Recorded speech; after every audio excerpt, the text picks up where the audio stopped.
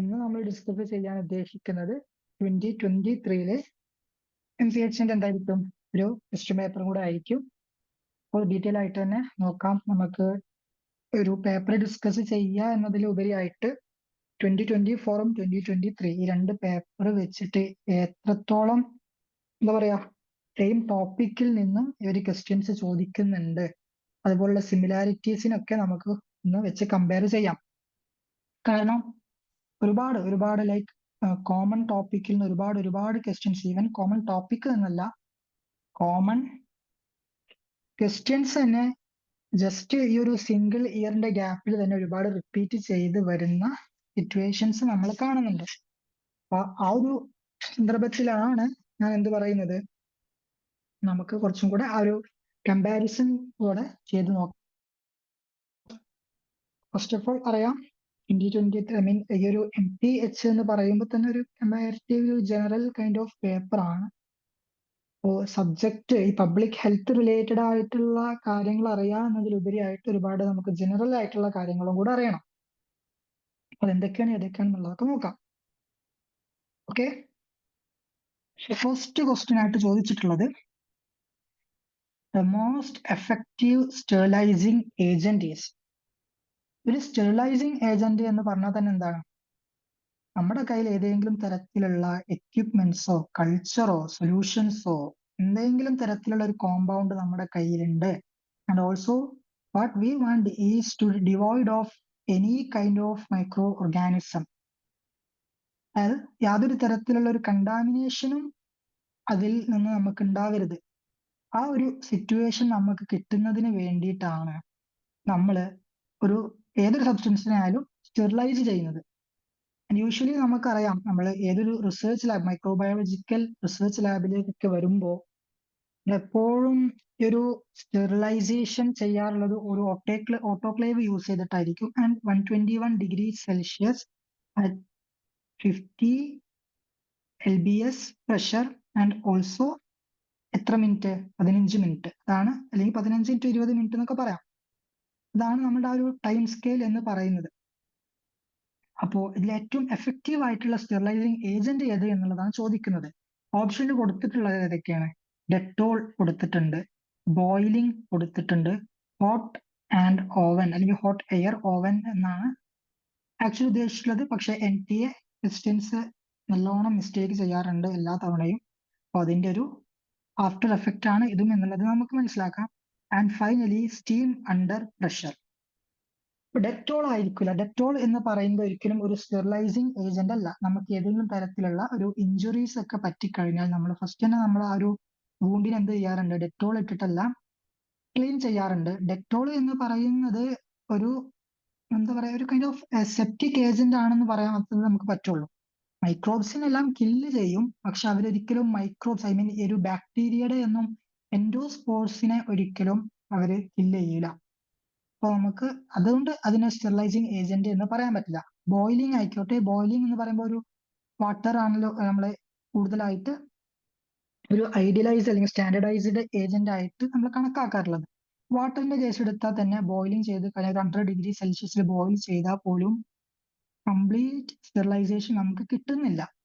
ഒരു 100°C withstand ചെയ്യാൻ പറ്റാത്ത എല്ലാ മൈക്രോബ്സും അതിൽ നിന്ന് കില്ലായി പോവും എന്നല്ലാതെ അതിലുപരിയായിട്ട് ഗ്രേറ്റർ ദാൻ 100°C വരെ വിത്ത്സ്റ്റാൻഡ് ചെയ്യാൻ പറ്റുന്ന ബാക്ടീരിയ അല്ലെങ്കിൽ ആർക്കിയ ഗ്രൂപ്പുകളൊക്കെ ഉണ്ട്.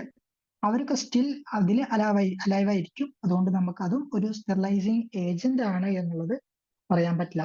ഹോട്ട് എയർ ഓവൻ ആയിക്കോട്ടെ, ഹോട്ട് എയർ ഓവൻ എന്ന് പറയുമ്പോൾ നമുക്ക് ഓൾറെഡി അറിയാം, അതൊരിക്കലും 100°C ലെവലൊന്നും നമുക്ക് ടെമ്പറേച്ചർ അല്ലെങ്കിൽ ചൂട് തരുന്നില്ല. അപ്പോൾ അതും ഒരിക്കലല്ല. Of course steam under pressure.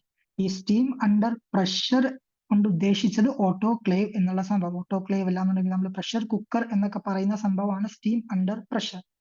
കാരണം അവിടെ ഒരു ഹൈ പ്രഷർ, അതുപോലെ നമ്മൾ വാട്ടർ ബോയിൽ ചെയ്തിട്ട് അതിൽ നിന്നുള്ള സ്റ്റീമിനെ യൂസ് ചെയ്തിട്ടാണ് നമ്മൾ സ്റ്റെറിലൈസ് ചെയ്യുന്നത്. ഏകദേശം 121°C വരെയൊക്കെ അത് പോകുമ്പോൾ ഇൻക്ലൂഡിങ് സ്പോർസിനെ എന്ത് ചെയ്യും, മൈക്രോബിയൽ സ്പോർസിനെ വരെ അത് കില്ല് ചെയ്യും. അത്രയും completely devoid of every kind of micro organisms plus their endospores. അങ്ങനത്തെ ഒരു സിറ്റുവേഷൻ നമുക്ക് കിട്ടുമ്പോൾ നമുക്ക് അതിനെ സ്റ്റെറിലൈസ്ഡ് സിറ്റുവേഷൻ അല്ലെങ്കിൽ സ്റ്റെറിലൈസിങ് ഏജന്റ്, അത് ചെയ്യുന്ന ആളുകളെ സ്റ്റെറിലൈസിങ് ഏജന്റ് എന്ന് വിളിക്കാൻ പറ്റും. സ്റ്റീം അണ്ടർ പ്രഷർ എന്നുള്ളത് തന്നെയാണ് കറക്റ്റ് ആൻസർ ആയിട്ട് വരുന്നത്. സെക്കൻഡ് ക്വസ്റ്റ്യൻ നോക്കാം. ഒരു match the following type of question ആണ്. ഞാൻ എപ്പോഴും പറയുന്നത് പോലെ വളരെ ബേസിക് ആയിട്ട് എല്ലാ ഇയറും നമ്മൾ ഷുവർ ആയിട്ടും എക്സ്പെക്ട് ചെയ്യേണ്ട ഒരു കൈൻഡ് ഓഫ് ക്വസ്റ്റ്യൻ ആണ് സെക്കൻഡ് ക്വസ്റ്റ്യൻ ചോദിച്ചിട്ടുള്ളത്. അതായത് പാത്തോജനിക് മൈക്രോബ്സും അവർ കോസ് ചെയ്യുന്ന ഡിസീസസും. ഇതിൽ തന്നെ ഏറ്റവും യൂഷ്വൽ ആയിട്ട് കാണുന്ന സെറ്റ് ഓഫ് ക്വസ്റ്റ്യൻസ് അല്ലെങ്കിൽ സെറ്റ് ഓഫ് പാത്തോജനിക് മൈക്രോബ്സ് അവർ അസോസിയേറ്റഡ് ആയിട്ടുള്ള ഡിസീസസും ഉണ്ട്. അത് നമ്മൾ കൂടുതൽ ചോദിച്ചിട്ട് കാണാറുണ്ട്. അപ്പൊ ഈ ഒരു ക്വസ്റ്റ്യനിൽ കൊടുത്തിട്ടുള്ളത് Salmonella typhi. Salmonella typhi cause ചെയ്യുന്നത് ടൈഫോയിഡ് ഫീവർ ആണ് എന്നുള്ളത് ബേസിക്കലി എല്ലാവർക്കും അറിയുന്ന ഒരു കാര്യമാണ്. ഈവൻ ഇഫ് നമുക്ക് അറിയില്ല എന്നുണ്ടെങ്കിൽ ഈ ടേമിൽ തന്നെ നമുക്ക് കണക്ട് ചെയ്യാൻ പറ്റും. സാൽമോണല്ല ടൈഫി, ടൈഫോയിഡ് ഫീവർ വളരെ നമുക്ക് കോറിലേറ്റ് ചെയ്യാൻ പറ്റിയിട്ടുള്ള തരത്തിൽ തന്നെയാണ് അവർ കൊടുത്തിട്ടുള്ളത്. പിന്നെ എസ്കിരീഷ്യ കോളൈ എന്ന് പറയുമ്പോൾ എസ്കിരീഷ്യ കോളൈ വൈഡ്ലി കോസ് ചെയ്യുന്ന ഒരു ഡിസീസ് ആണ് അമീബിയാസിസ് അല്ലെങ്കിൽ അമീബിയോസിസ് എന്നൊക്കെ നമുക്ക് പറയാൻ പറ്റും. പക്ഷെ ഇക്കോളായി എന്ന് പറയുന്നത് എന്താണ്?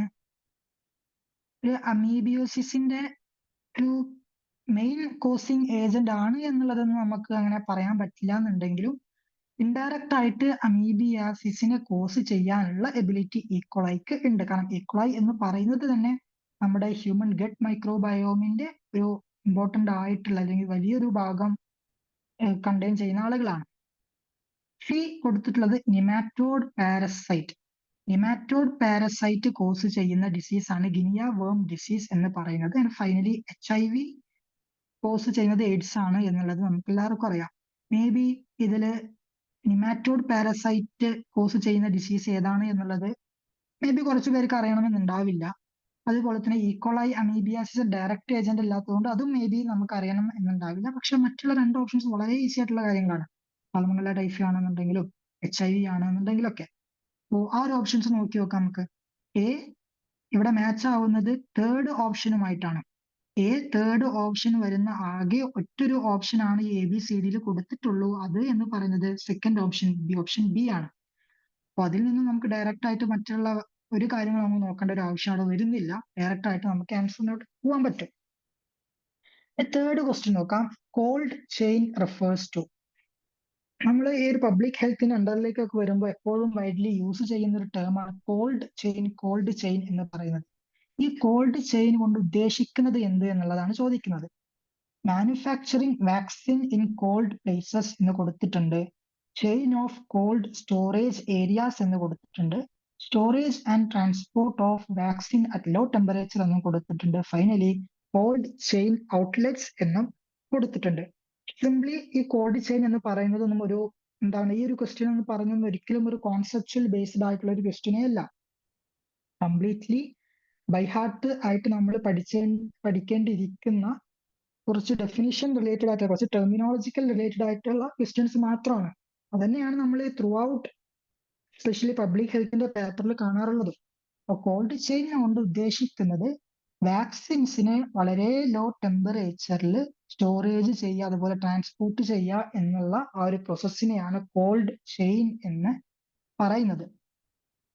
അങ്ങനെ നമുക്ക് ഫോർത്ത് ക്വസ്റ്റ്യൻ നോക്കാം. The 2 or more living organisms living together for mutual benefit is known as.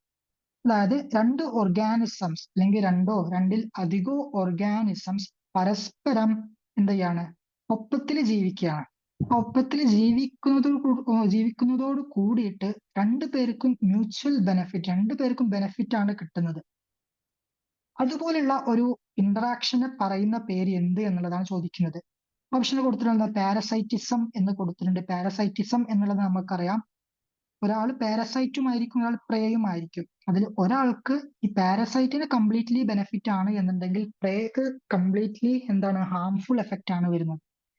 അപ്പോൾ അവിടെ മ്യൂച്വൽ ബെനിഫിറ്റ് അല്ല വരുന്നത്. കമൻസാലിസം ആയിക്കട്ടെ, കമൻസാലിസത്തിൽ ഒരാൾക്ക് ബെനിഫിറ്റും മറ്റൊരാൾക്ക് യാതൊരു തരത്തിലുള്ള ഒരു എഫക്റ്റും പോസിറ്റീവോ നെഗറ്റീവോ ഉണ്ടാക്കാത്ത ഒരു സിറ്റുവേഷൻ ആകുമ്പോഴാണ് നമ്മൾ അതിനെ കമൻസാലിസം എന്ന് വിളിക്കുന്നത്.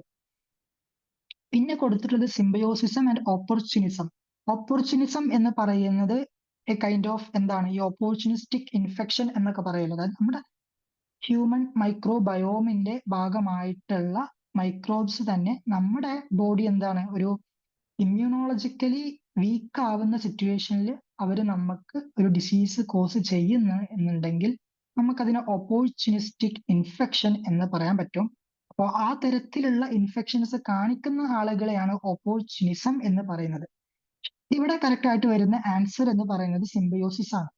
സിംബയോസിസ് എന്ന് പറയുന്നത് രണ്ട് അല്ലെങ്കിൽ രണ്ടിലധികമോ ഓർഗാനിസംസ് ഒപ്പത്തിൽ ജീവിക്കുകയും അത് രണ്ടുപേർക്കും ബെനിഫിറ്റ് കിട്ടുമ്പോൾ നമ്മൾ യൂസ് ചെയ്യുന്ന ടേം ആണ് സിംബയോസിസ്. പക്ഷേ അത് എക്സാക്ട്ലി കറക്റ്റ് ആണ് എന്ന് നമുക്ക് പറയാനും പറ്റില്ല. കാരണം സിംബയോസിസ് എന്ന് ഐഡിയലി ഉദ്ദേശിക്കുന്നത് രണ്ടോ രണ്ടിലധികമോ ഓർഗാനിസംസ് പരസ്പരം ഡിപ്പെൻഡ് ചെയ്ത് ജീവിക്കുന്ന ആ ഒരു ഇന്ററാക്ഷനെ മാത്രം പറയുന്ന പേരാണ് സിംബയോസിസ് എന്ന് പറയുന്നത്.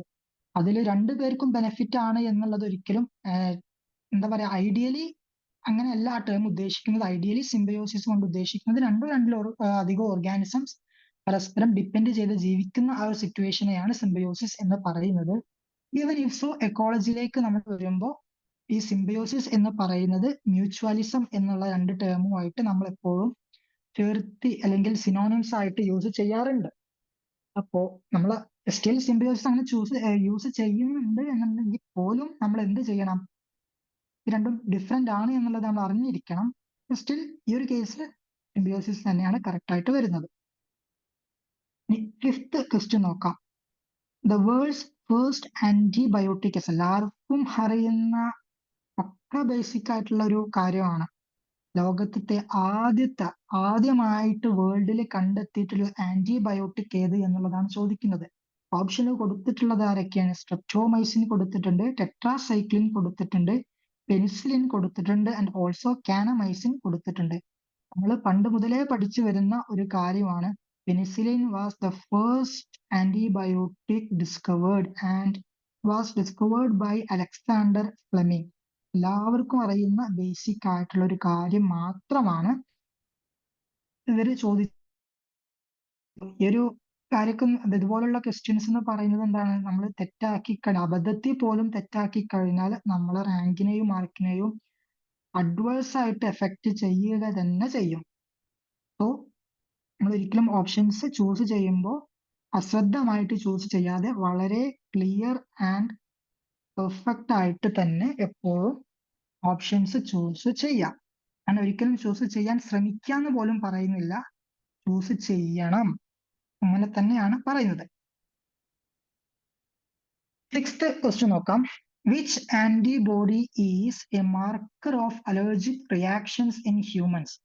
അതായത് മനുഷ്യന്മാരുടെ കേസിൽ അലർജിക് റിയാക്ഷൻസ് അല്ലെങ്കിൽ അലർജിക് പോലെയുള്ള റിയാക്ഷൻസ് നമ്മുടെ ബോഡിയിൽ നടന്നു കഴിഞ്ഞാൽ അതിനെ കാണിക്കുന്ന ആന്റിബോഡി മാർക്കർ ഏത് എന്നുള്ളതാണ് ചോദിക്കുന്നത്. അല്ലെ സിംപിളി നമ്മളുടെ ആരുടെയെങ്കിലും ബോഡിയിൽ ഏതെങ്കിലും തരത്തിലുള്ള ഒരു അലർജി വന്നു കഴിഞ്ഞാൽ അത് അലർജി ആണ് എന്ന് കൺഫേം ചെയ്യാം എന്നുണ്ടെങ്കിൽ നമുക്ക് ആരുടെ പ്രസൻസ് നോക്കിയിട്ടാണ് കൺഫേം ചെയ്യുക എന്നുള്ളതാണ് ചോദിക്കുന്നത്.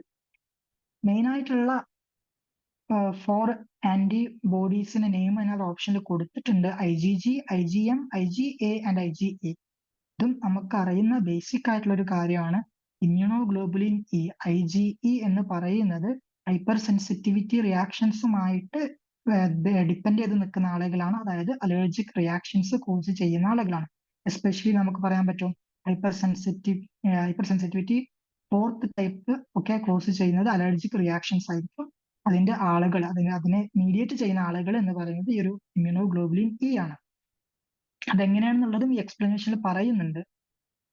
ഇവര് IgE എന്നുള്ള ആളുകൾ അലർജിക് റിയാക്ഷൻസ് ഇൻവോൾവ് ആയിട്ടുള്ളത് എങ്ങനെയാന്ന് വെച്ച് കഴിഞ്ഞാൽ ഇമ്മ്യൂണോഗ്ലോബുലിൻ ഇ പോയിട്ട് മാസ്റ്റ് സെല്ലിന്റെ സർഫസിൽ പോയിട്ട് എന്ത് ചെയ്യാണ്, ചില സ്റ്റിമുലസ് കൊടുത്തിട്ട് അതിനെ കൊണ്ട് ഹിസ്റ്റാമിൻ എന്നുള്ള അല്ലെങ്കിൽ ഹിസ്റ്റാമിൻ, പ്രോസ്റ്റാഗ്ലാൻഡിൻ പോലെയുള്ള ഏജൻസിനെ release ചെയ്യിപ്പിക്കുകയാണ്.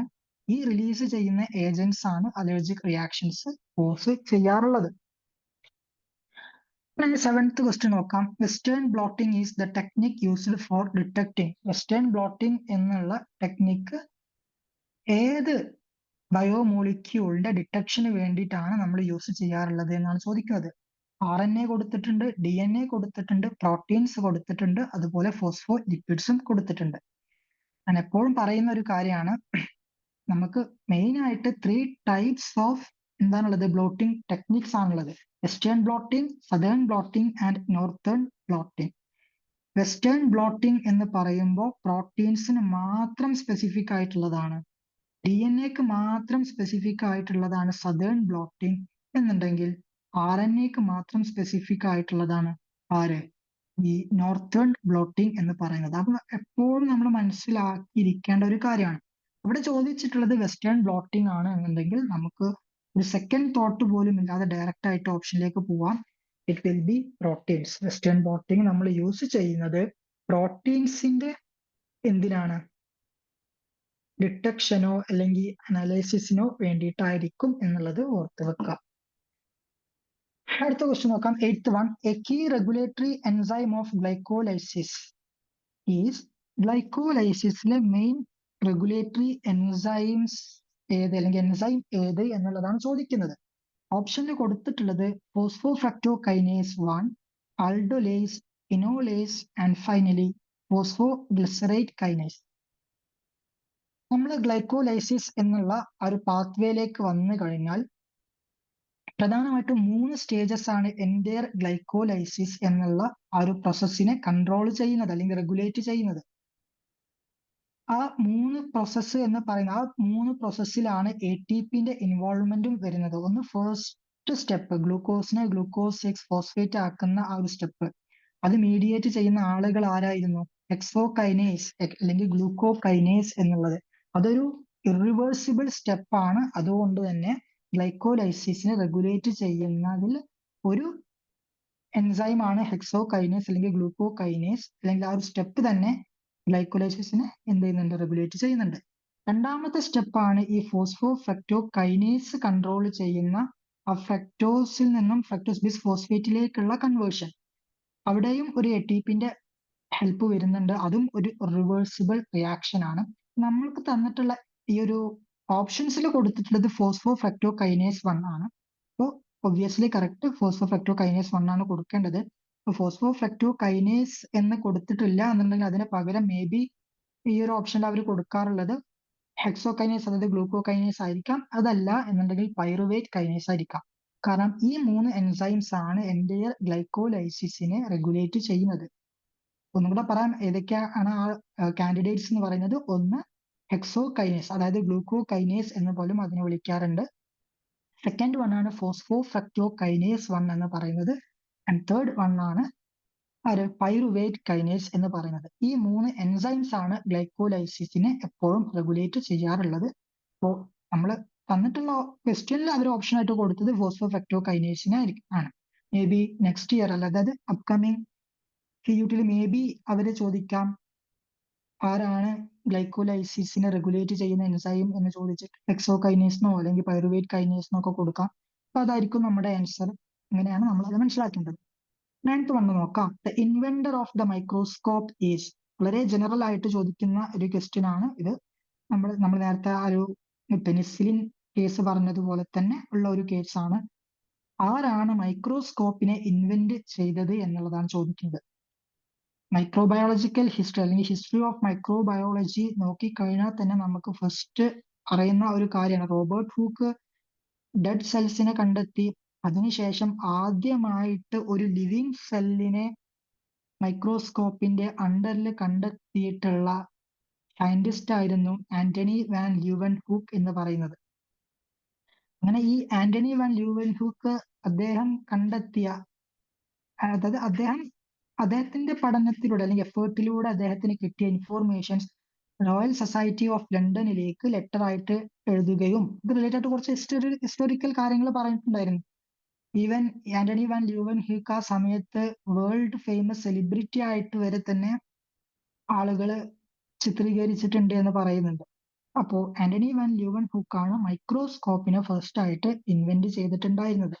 Galileo, Louis Pasteur, Robert Koch എന്നുള്ളവരെല്ലാം മറ്റ് ഡിഫറെന്റ് ഡിസ്കവറി റിലേറ്റഡ് ആയിട്ടുള്ള ആളുകളാണ്. അപ്പോൾ നമ്മൾ ആന്റണി വാൻ ല്യൂവൻ ഹുക്കിന്റെ പ്രസൻസ് നമ്മൾ എന്ത് ചെയ്യണം, ഓർത്തു വെക്കണം. 10th ആണ് ചോദിക്കുന്നത് ion exchange chromatography separates the proteins based on.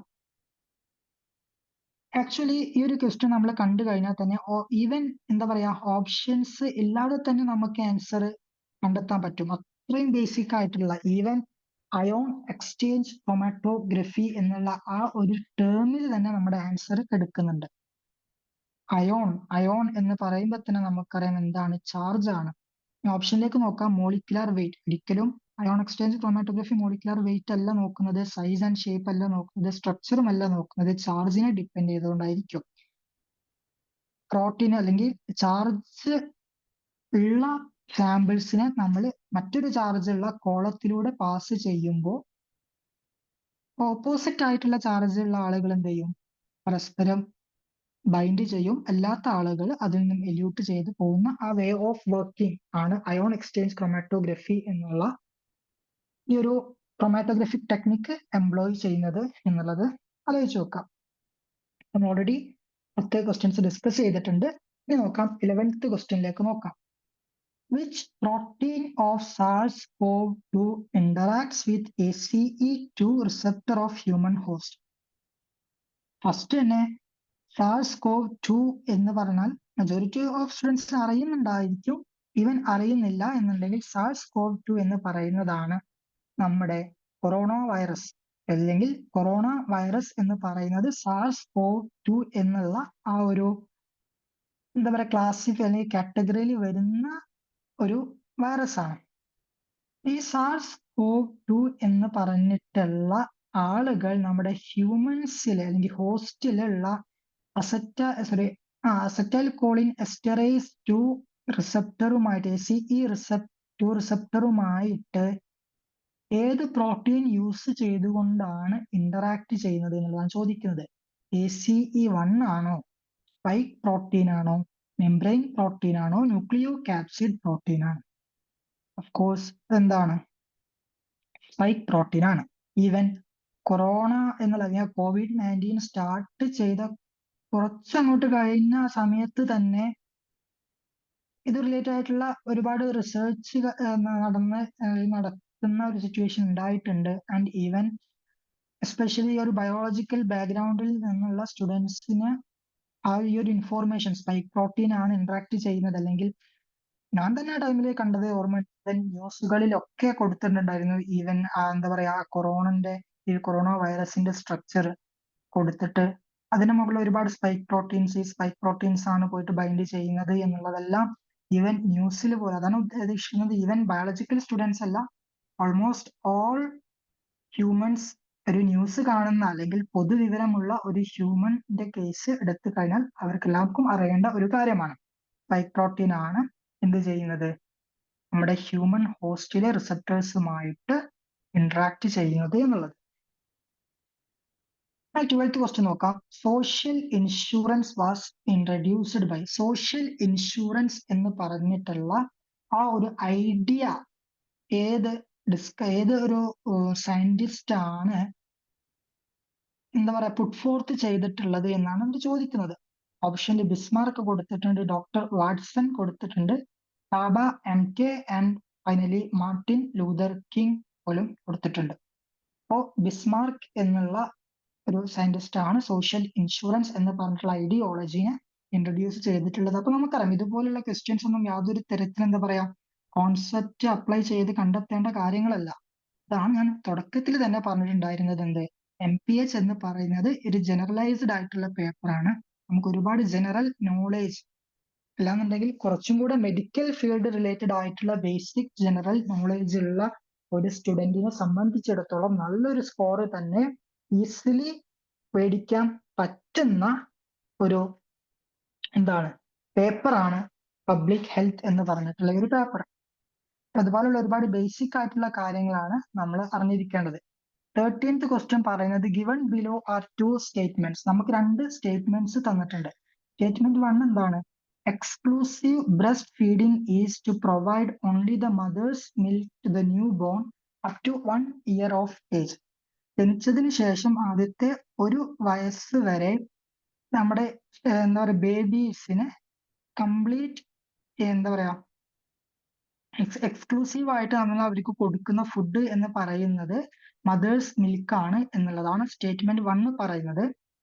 Statement 2 പറയുന്നത് kangaroo mother care is a technique to reduce hypothermia among newborns and have a reduction of neonatal mortality.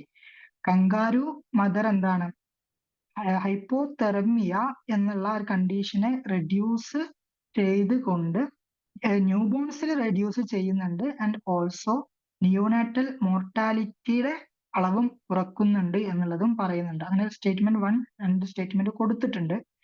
In the light of the above statements, മുകളിൽ കൊടുത്തിട്ടുള്ള സ്റ്റേറ്റ്മെന്റ്സിന്റെ base ചെയ്തിട്ട് choose the correct answer from the options below.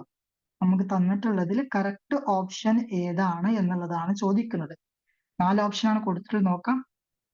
2 ഓപ്ഷനും ശരിയാണെന്ന് കൊടുത്തിട്ടുണ്ട്, 2ഉം തെറ്റാണെന്ന് കൊടുത്തിട്ടുണ്ട്. First one ശരി, second one false and first one is തെറ്റ്, സെക്കൻഡ് വൺ ഈസ് കറക്റ്റ്, അങ്ങനെയും കൊടുത്തിട്ടുണ്ട്. അപ്പൊ നമുക്ക് നോക്കാം എന്താണ്. Exclusive breast feeding is to provide only the mother's milk the new born up to 1 year of age. അതായത് breast ഫീഡിങ്ങിലൂടെ ന്യൂ ബോണിന് മദേഴ്സ് മിൽക്ക് മാത്രമാണ് കിട്ടുന്നത് എന്നുള്ളതാണ്, up to 1 year of age എന്ന്. ആക്ച്വലി അങ്ങനെയല്ല.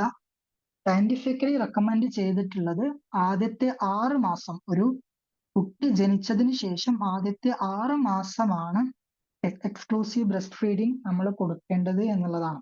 ഇവിടെ കൊടുത്തുള്ളത് 1 ഇയർ ഓഫ് ഏജ് എന്നുള്ളതാണ്. അപ്പോൾ ആ ഒരു എന്താ പറയുക ഡിസ്പാരിറ്റി ആണ് അവിടെ വരുന്നത്.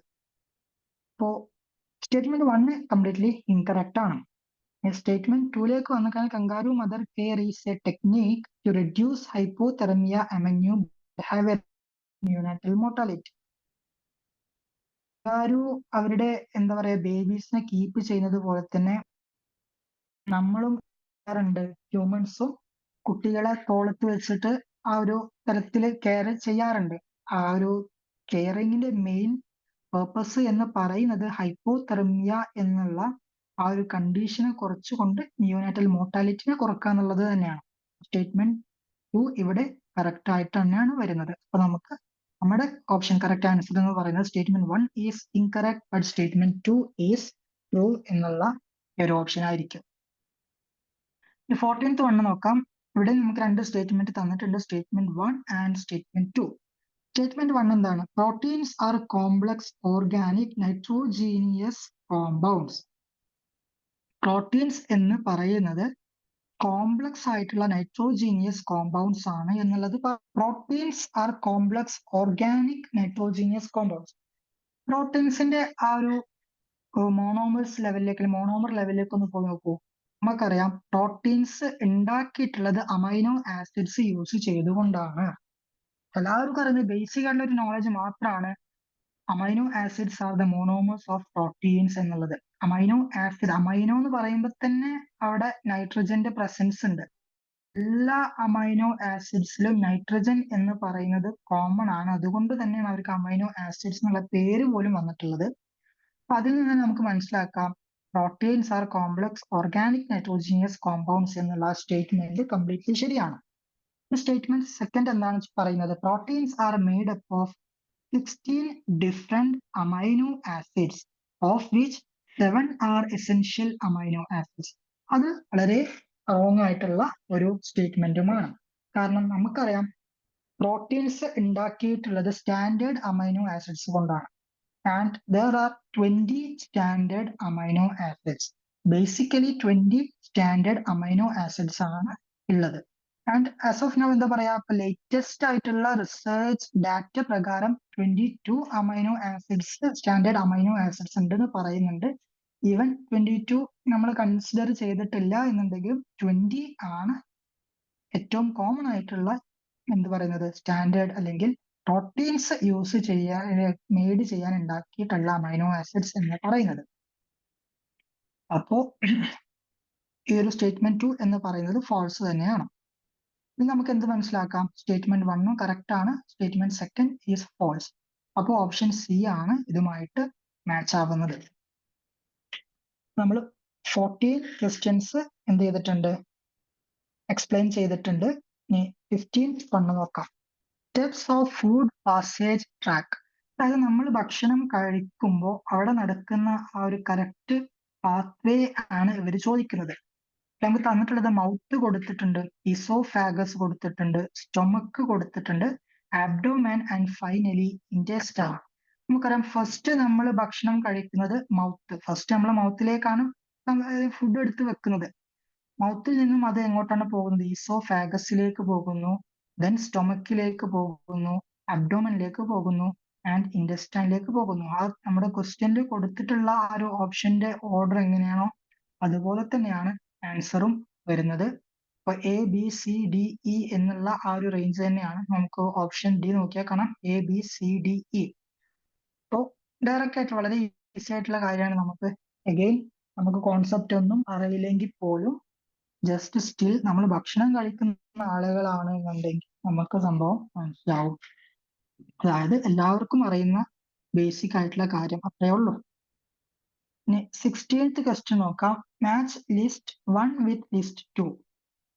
ഒരു match the following type question ആണ് നമുക്ക് തന്നിട്ടുള്ളത്. Vitamin A, vitamin C, iodine and iron.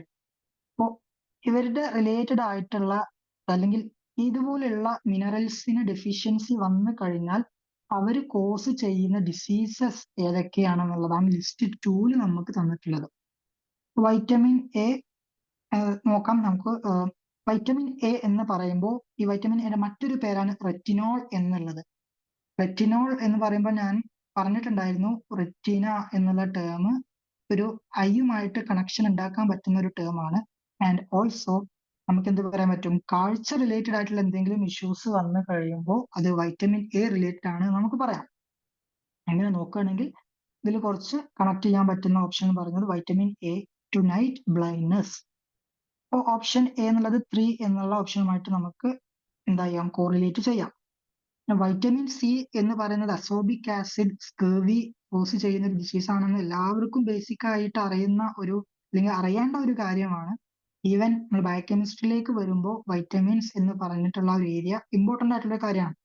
And especially vitamin C ഡെഫിഷ്യൻസിയും അവർ റിലേറ്റഡ് ആയിട്ടുള്ള ഡിസീസസും ആണ് ഏറ്റവും ഇമ്പോർട്ടന്റ് ആയിട്ടുള്ളത്.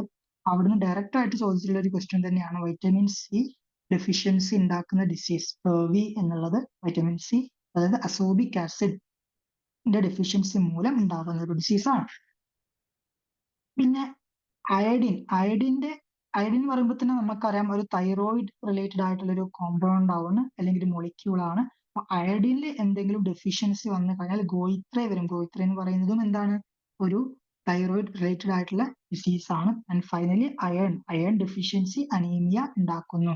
നമുക്ക് മറ്റൊരു രൂപത്തിൽ അതിനെ കണക്ട് ചെയ്യാം. ഹീമോഗ്ലോബിൻ ആണ് നമ്മുടെ ബ്ലഡിൽ പ്രസന്റ് ആയിട്ടുള്ളത്. ബ്ലഡിൽ പ്രസന്റ് ആയിട്ടുള്ള ഹീമോഗ്ലോബിന്റെ സെൻട്രൽ മോളിക്യൂൾ ആണ് അയൺ എന്നുള്ളത് നമുക്കറിയാം. അപ്പോൾ ഒബ്വിയസ്ലി അയണിൽ ഒരു ഡെഫിഷ്യൻസി വന്നു കഴിഞ്ഞാൽ അത് ബ്ലഡ് റിലേറ്റഡ് ആയിട്ടുള്ള ഒരു ഡിസീസിലേക്ക് അത് നീങ്ങുന്നു.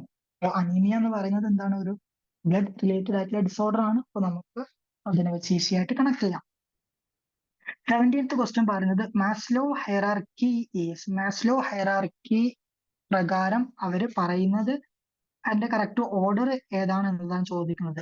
Self actualisation, physiological, safety, belonging, esteem. അങ്ങനെ ഒരു ഓപ്ഷൻ കൊടുത്തിട്ടുണ്ട്. Safety, self esteem, physiological, safety, physiological belonging, esteem, self-actualization, and finally physiological, safety, belonging, esteem, self-actualization. ഈ ഒരു മാസ്ലോ ഹൈറാർക്കി എന്ന് പറയുന്നതൊന്നും എന്താണ് ഒരിക്കലും ഒരു കോൺസെപ്റ്റിൽ ആയിട്ടുള്ള ഒരു കാര്യമല്ല. അത് നമ്മൾ ബൈഹാർട്ട് പഠിക്കേണ്ട, ബേസിക് ആയിട്ട് അറിഞ്ഞിരിക്കേണ്ട കാര്യങ്ങളൊന്നും മാത്രമാണ്. അപ്പോൾ ആ മാസ്ലോ ഹൈറാർക്കി അറിയുന്ന ഒരു സ്റ്റുഡന്റിനെ സംബന്ധിച്ചിടത്തോളം എന്താണ് നമുക്ക് പറയാൻ പറ്റും, physiological, safety, belonging, esteem, self actualisation എന്നുള്ള ആ ഒരു ഹൈറാർക്കി തന്നെയാണ് മാസ്ലോ ഹൈറാർക്കി നമ്മൾക്ക് പറഞ്ഞു തരുന്നത്.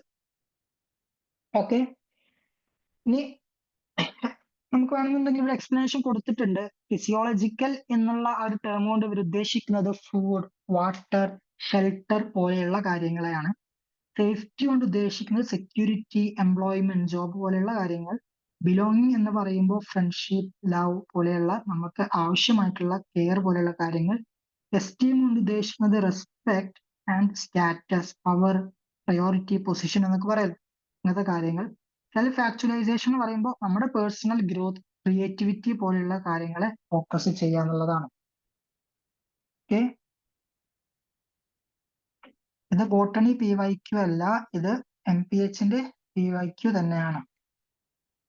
എന്താ അങ്ങനെ ഒരു ചോദ്യം? മീൻ പ്ലാന്റ് റിലേറ്റഡ് ആയിട്ടുള്ള ഒരു ക്വസ്റ്റ്യൻ തന്നെ നമ്മൾ ഇവിടെ ഡിസ്കസ് ചെയ്തിട്ടില്ല എന്നാണ് ഞാൻ വിശ്വസിക്കുന്നത്. നമ്മൾ പ്ലാന്റ് റിലേറ്റഡ് ആയിട്ടുള്ള യാതൊരു ക്വസ്റ്റ്യൻസും ഡിസ്കസ് ചെയ്തിട്ടില്ല. അപ്പോൾ മീൻ സിംപ്ലി ബോട്ടണിയുമായിട്ട് യാതൊരു റിലേഷനും ഇല്ല. എന്തെങ്കിലും റീസൺ ഉണ്ടായിരുന്നോ? ആ ഒരു ഗ്രൂപ്പിൽ വന്നതാണ് ബോട്ടണി PYQ എന്ന് പറഞ്ഞിട്ട് ഈ ലിങ്ക്. ലിങ്കോ? അങ്ങനെ അത് ഓക്കെ ഓക്കെ. എന്നാ ബോട്ടണി അത് അവർക്ക് മാറിയതായിരിക്കും. ഇത് പബ്ലിക് ഹെൽത്തിന്റെ ഈ ഒരു ഡിസ്കഷൻ ആണ് വരുന്നത്. CUT തന്നെയാ PG? അതെ അതെ അതെ. ആ ഓക്കെ ഓക്കെ, സോ നമുക്ക് 18 ക്വസ്റ്റ്യൻ നോക്കാം. Given below are 2 statements. നമുക്ക് താഴെ 2 സ്റ്റേറ്റ്മെന്റ് കൊടുത്തിട്ടുണ്ട്. ഒന്ന് അസേർഷനും മറ്റത് റീസണിങ്ങും ആയിട്ടാണ് കൊടുത്തുള്ളത്. ഒരു അസേർഷൻ റീസണിങ് ടൈപ്പ് ക്വസ്റ്റ്യൻ ആണ് നമുക്ക് തന്നിട്ടുള്ളത്. അസേർഷൻ എന്താണ്? Human living standards can be compared in different countries by HDI. അതായത് ഒരു HDI ഹ്യൂമൻ ഒരു തരത്തിലുള്ള ഇൻഡെക്സ് ആണ് അവർ ഉദ്ദേശിക്കുന്നത്. HDI എന്നുള്ള ആ ഒരു ഫാക്ടർ കൊണ്ട് ഡിഫറെന്റ് കൺട്രീസിലെ ഹ്യൂമൻ ലിവിങ് സ്റ്റാൻഡേർഡ്സിനെ നമുക്ക് കമ്പയർ ചെയ്യാൻ പറ്റും എന്നുള്ളതാണ് അസേർഷൻ പറയുന്നത്. റീസൺ എന്ന് പറയുന്നത് HDI consist of mean years of schooling, real GDP per capita and adult literacy rate. HDI consist ചെയ്തിട്ടുള്ളത് year of schooling, real GDP per capita and adult literacy rate പോലെയുള്ള കാര്യങ്ങൾ ആണ് എന്നുള്ളതാണ്. നമ്മളിവിടെ കണ്ടെത്തേണ്ടത് അസേർഷൻ ശരിയാണോ എന്നുള്ളത് ഫസ്റ്റ് കണ്ടെത്തണം, ദെൻ റീസൺ ശരിയാണോ എന്നുള്ളത് കണ്ടെത്തണം. അതിനുശേഷം നമ്മൾ കണ്ടെത്തേണ്ടത് ഈ റീസൺ എന്ന് പറയുന്നത് അസേർഷന്റെ എക്സാക്ട് എക്സ്പ്ലനേഷൻ തന്നെയാണോ എന്നുള്ളതും നമ്മൾ ഉറപ്പുവരുത്തണം. In the light of the above statement, choose the correct answer from the options below. നോക്കാം. HDI അതായത് ഹ്യൂമൻ ഡെവലപ്മെന്റ് ഇൻഡെക്സ് എന്ന് പറയുന്നത് ഡിഫറെന്റ് കൺട്രീസിന്റെ ഇടയിൽ നമുക്ക് എന്ത് കമ്പയർ ചെയ്യുന്നതിന് വേണ്ടിയിട്ടാണ്? അവരുടെ ലിവിങ് സ്റ്റാൻഡേർഡ് കമ്പയർ ചെയ്യുന്നതിന് വേണ്ടിയിട്ട് ഉണ്ടാക്കിയിട്ടുള്ള ഒരു ഇൻഡെക്സ് ആണ് ഹ്യൂമൻ ഡെവലപ്മെന്റ് ഇൻഡെക്സ് എന്ന് പറയുന്നത്. സോ ഒബ്വിയസ്ലി അസേർഷൻ ഇവിടെ കറക്റ്റ് ആയിട്ട് വരികയാണ്. റീസണിങ്ങിൽ പറയുന്നത് year of schooling, real GDP per capita and adult literacy rate എന്നുള്ള കാര്യങ്ങളെയാണ് ഇത് നോക്കുന്നത് എന്നുള്ളതാണ്. പക്ഷെ അങ്ങനെയല്ല, ഹ്യൂമൻ ഡെവലപ്മെന്റ് ഇൻഡെക്സ് നോക്കുന്നത് life expectancy, education and per capita income എന്നുള്ള കാര്യങ്ങളാണ്. റിയൽ GDPയെയോ അല്ലെങ്കിൽ അഡൾട്ട് ലിറ്ററസി റേറ്റിനെയോ അത് നോക്കുന്നില്ല. കാരണം adult literacy rate, GDP, year of schooling പോലുള്ള കാര്യങ്ങളാക്കി വരുമ്പോൾ അത് ഹ്യൂമൻ ഡെവലപ്മെന്റ് ഇൻഡെക്സ് എന്നുള്ള ആ ഒരു പെർസ്പെക്റ്റീവിൽ നിന്ന് മാറി എന്താ പറയാ കുറച്ചും കൂടെ ഒരു എഡ്യൂക്കേഷൻ ഡെവലപ്മെന്റ് ഇൻഡെക്സ് എന്നൊക്കെ പറയുന്ന പോലെ ആയിരിക്കും. അപ്പോ അഫ്കോഴ്സ് റീസൺ എന്ന് പറയുന്നത് തെറ്റാണെന്ന് നമുക്ക് പറയാം. അങ്ങനെയാണെന്നുണ്ടെങ്കിൽ ഓപ്ഷൻ C തന്നെയാണ് ഇവിടെ ഏറ്റവും ചൂസ് ചെയ്യാൻ നമുക്ക് പറ്റിയിട്ടുള്ള ഒരു ഓപ്ഷൻ. ഓക്കെ, അങ്ങനെയാണെന്ന് 19th ക്വസ്റ്റ്യൻ നോക്കാം. The primary toxin responsible for neuroletharism in humans. ഹ്യൂമൻസിൽ ന്യൂറോലെഥൈറിസം എന്നുള്ള ഒരു എഫക്റ്റ് ക്രിയേറ്റ് ചെയ്യുന്നതിന് ഉത്തരവാദിത്തപ്പെട്ട അല്ലെങ്കിൽ റെസ്പോൺസിബിൾ ആയിട്ടുള്ള പ്രൈമറി ടോക്സിൻ ഏത് എന്നുള്ളതാണ് നമ്മളോട് ചോദിക്കുന്നത്. ഓക്കെ, അപ്പോ 4 ഓപ്ഷൻ ആണ് നമുക്ക് തന്നിട്ടുള്ളത്. Beta oxalyl amino alanine, mono oxalyl amino alanine, alpha acetate amino alanine and finally mono acetate amino alanine. അപ്പോ ഇതും എന്താ പറയാ, ഞാൻ നേരത്തെ പറയുന്നത് ഒരു കോൺസെപ്ച്വൽ അല്ല, ഡയറക്റ്റ് ആയിട്ട് നമ്മൾ അറിഞ്ഞിരിക്കേണ്ട റീഡിങ്ങിലൂടെ നമ്മൾ ഗെയിൻ ചെയ്യേണ്ട ബേസിക് ജനറൽ നോളേജസ് മാത്രമാണ് റിലേറ്റഡ് ടു പബ്ലിക് ഹെൽത്ത്. എന്തായിരിക്കും ഡയറക്റ്റ് ആയിട്ട് തന്നെ നമുക്ക് ചൂസ് ചെയ്യാൻ പറ്റുന്നതാണ് BOAA, അതായത് beta oxalyl amino alanine. Already അറിയുന്ന കാര്യമാണെന്നുണ്ടെങ്കിൽ ഓക്കെ, ഇറ്റ്സ് ഗുഡ്. അറിയുന്നില്ല എന്നുണ്ടെങ്കിൽ നമുക്ക് അത് പഠിച്ചു വെക്കണം. അതുപോലെ തന്നെ ഇത് എവിടെയാണ് കാണാന്നുള്ളത് എക്സ്പ്ലനേഷൻ കൊടുത്തിട്ടുണ്ട്. BOAA is a neurotoxic compound found in Lathyrus sativus grass pea. Grass pea എന്നുള്ള അതിന്റെ സയന്റിഫിക് നെയിം ആണ് എന്ത് കൊടുത്തിട്ടുള്ളത്, ലതൈറസ് സറ്റൈവസ് എന്നുള്ളത്.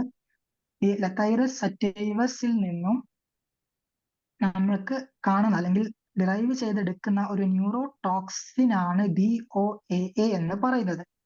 ആൻഡ് ഈ ഒരു ടോക്സിൻ നമ്മുടെ ഹ്യൂമൻ ബോഡിയിലേക്കെല്ലാം എൻട്രി ചെയ്ത് കഴിഞ്ഞാൽ ന്യൂറോലെതൈറിസം എന്നുള്ള ഒരു ഡിസീസ് നമ്മുടെ എഫക്ട് ചെയ്യുന്നു. And which in turn leads to paralysis അല്ലെങ്കിൽ കംപ്ലീറ്റ് പാരലൈസിസ് എന്നൊക്കെ നമുക്ക് പറയാൻ പറ്റും. അപ്പം 20ാമത്തെ ക്വസ്റ്റ്യൻ നോക്കാം. Which of the following vitamins are not water soluble? വൈറ്റമിൻസിന്റെ കേസിലേക്ക് വരുമ്പോൾ നമുക്കറിയുന്നതാണ് 2 തരത്തിലാണ് വൈറ്റമിൻസിനെ ക്ലാസിഫൈ ചെയ്തിട്ടുള്ളത്, water soluble and fat soluble. അപ്പൊ നോട്ട് വാട്ടർ സോലുബിൾ എന്നുള്ളതുകൊണ്ട് അവർ ഉദ്ദേശിക്കുന്നത് ഫാറ്റ് സോലുബിൾ ആയിട്ടുള്ള വൈറ്റമിൻ ഇതിൽ ഏത് എന്നുള്ളതാണ്. ആ ഒരു ക്ലാസിഫിക്കേഷൻ എപ്പോഴും ഞാൻ ഈ ഒരു സെക്ഷൻ ഡീൽ ചെയ്യുമ്പോൾ പറയാറുള്ളതാണ്, വളരെ ഇമ്പോർട്ടന്റ് ആയിട്ടുള്ള ഒരു കാര്യമാണ്, ഇത് ചോദിക്കും എന്നുള്ളത്. അപ്പോ ഫാറ്റ് സോലുബിൾ വൈറ്റമിൻസിന്റെ മെയിൻ എക്സാമ്പിൾസ് ആണ് vitamin A, D, E, K പോലുള്ള വൈറ്റമിൻസ്. ഈ വൈറ്റമിൻ ബി എന്നുള്ള വലിയൊരു കോംപ്ലക്സ് ആയിട്ട് വരുന്നുണ്ട്. ഒരുപാട് ഡിഫറെന്റ് വൈറ്റമിൻ ബി വരുന്നുണ്ട്. Vitamin B1, B2, B12, B6 അങ്ങനെ ഒരുപാട് B12 അല്ലെങ്കിൽ ബി കോംപ്ലക്സുകൾ വരുന്നുണ്ട്. അവരെല്ലാം വാട്ടർ സോലുബിൾ വൈറ്റമിൻസ്, അല്ലെങ്കിൽ സിംപ്ലി നമുക്ക് എന്ത് പറയാൻ പറ്റും, എൻറ്റയർ വാട്ടർ സോലുബിൾ വൈറ്റമിൻസിൽ എല്ലാ ബി കോംപ്ലക്സുകളും പ്ലസ് വൈറ്റമിൻ സിയും കൂടെ, അതായത് അസോബിക് ആസിഡും കൂടെ വരുമ്പോഴാണ് വാട്ടർ സോലുബിൾ വൈറ്റമിൻസ് ആയിട്ടുള്ളത്. അപ്പൊ ഇതിൽ നമുക്ക് തന്നിട്ടുള്ള ഓപ്ഷൻസിൽ തൈമിൻ, നിയാസിൻ, പാന്തോതെനിക് ആസിഡ് എന്നുള്ളതെല്ലാം എന്താണ്, ഡിഫറെന്റ് വൈറ്റമിൻ ബി കോംപ്ലക്സുകൾ മാത്രമാണ്. ഇതിൽ ഇ, അതായത് ടോക്കോഫിറോൾ, വൈറ്റമിൻ ഇയുടെ മറ്റൊരു പേരാണ് ടോക്കോഫിറോൾ. ടോക്കോഫിറോൾ മാത്രമാണ് ഒരു ഫാറ്റ് സോലുബിൾ വൈറ്റമിൻ ആയിട്ട് നമുക്ക് തന്നിട്ടുള്ള ഓപ്ഷൻസിൽ ഉള്ളത്. അപ്പോ കറക്റ്റ് ആയിട്ടുള്ള ആൻസർ സി, ടോക്കോഫിറോൾ തന്നെ ആയിട്ട് വരുന്നു. 21st വൺ നോക്കാം. Time interval between diagnosis by early detection and diagnosis by other means. അത് നമ്മൾ ഏർലി ആയിട്ടൊരു ഡിസീസിനെ ഡിറ്റക്ട് ചെയ്യുന്നതും അതുപോലെ മറ്റേതെങ്കിലും തരത്തിലെ ഒരു ഡിസീസിനെ ഡയഗ്നോസ് ചെയ്യുന്ന ഒരു സിറ്റുവേഷൻ, ഈ 2 ഡിറ്റക്ഷൻ മെത്തേഡും തമ്മിലുള്ള ആ ഒരു ടൈം ഇന്റർവെലിന് പറയുന്ന പേരെന്ത് എന്നുള്ളതാണ് ചോദിക്കുന്നത്. ഇൻക്യുബേഷൻ പീരീഡ് ആണോ, ലീഡ് ടൈം ആണോ, പീരിയൽ ഇന്റർവെൽ ആണോ, ലാറ്റന്റ് പീരീഡ് ആണോ?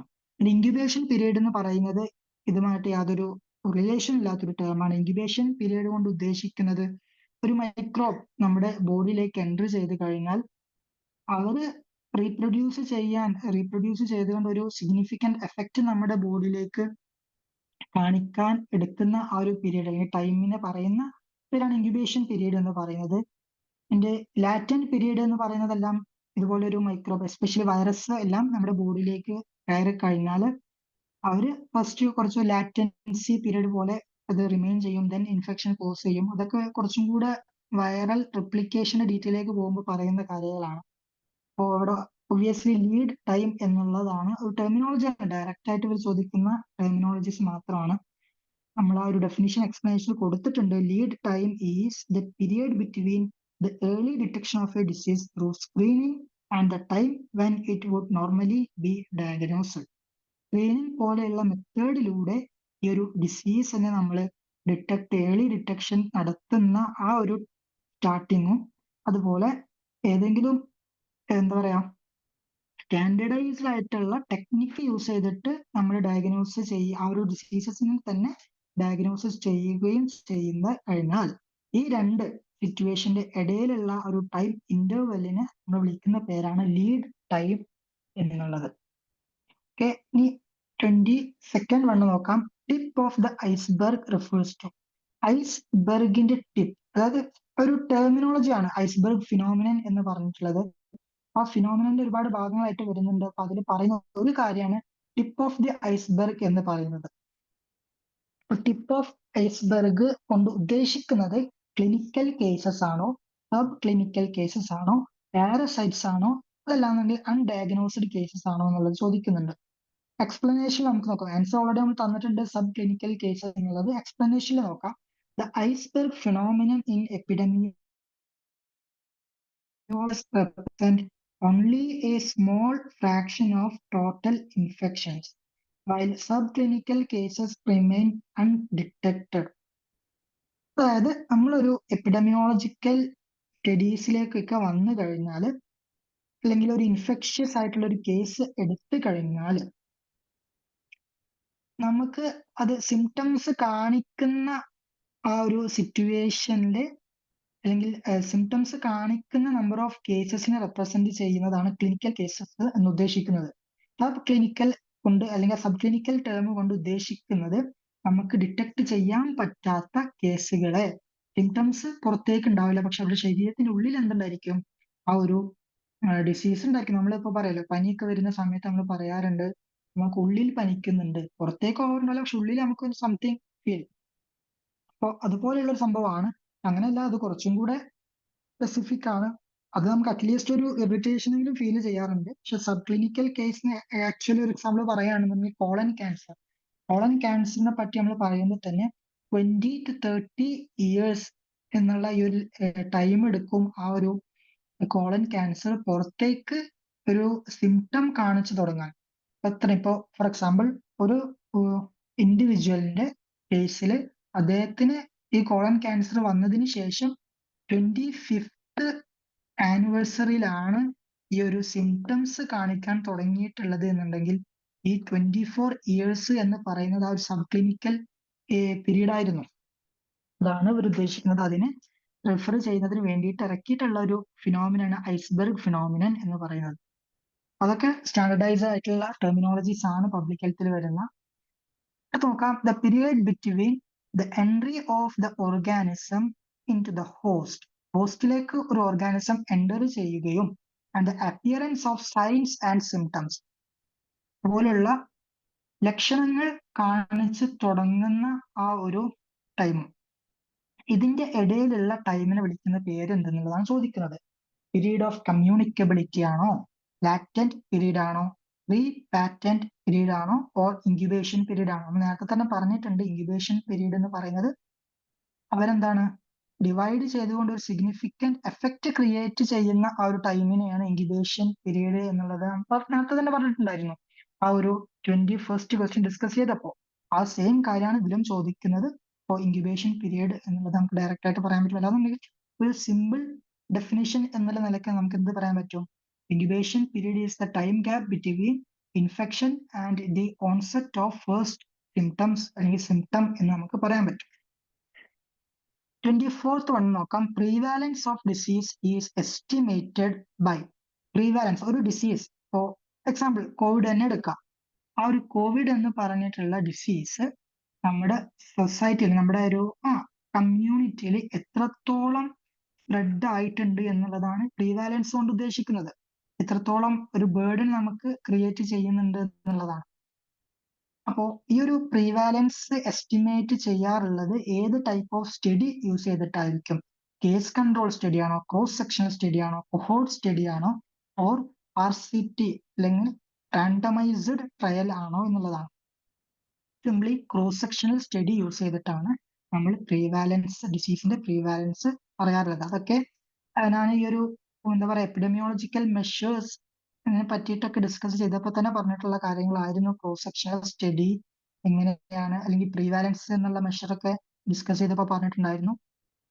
നമുക്ക് ക്രോസ് സെക്ഷൻ സ്റ്റഡിയിലൂടെയാണ് ഇത് കണ്ടെത്തുക എന്നുള്ളതല്ല, വളരെ ബേസിക് ആയിട്ടുള്ള കാര്യങ്ങൾ തന്നെ ചോദിച്ചിട്ടുള്ളൂ. Okay, 25th assertion reasoning type question തന്നെയാണ് നമുക്ക് തന്നിട്ടുള്ളത്. അസേർഷൻ എന്താ കൊടുത്തിട്ടുള്ളത്? Growth chart is designed for longitudinal follow up of a child. ഒരു ചൈൽഡിന്റെ, അല്ലെങ്കിൽ ഒരു ചൈൽഡിന്റെ ഗ്രോത്ത് മോണിറ്ററിങ്ങിനെ ചെയ്യുന്നതാണ് ഗ്രോത്ത് ചാർട്ട് എന്നുള്ളതാണ് അസേർഷൻ പറയുന്നത്. റീസൺ പറയുന്നത് growth chart is a visible display of child's physical growth and development.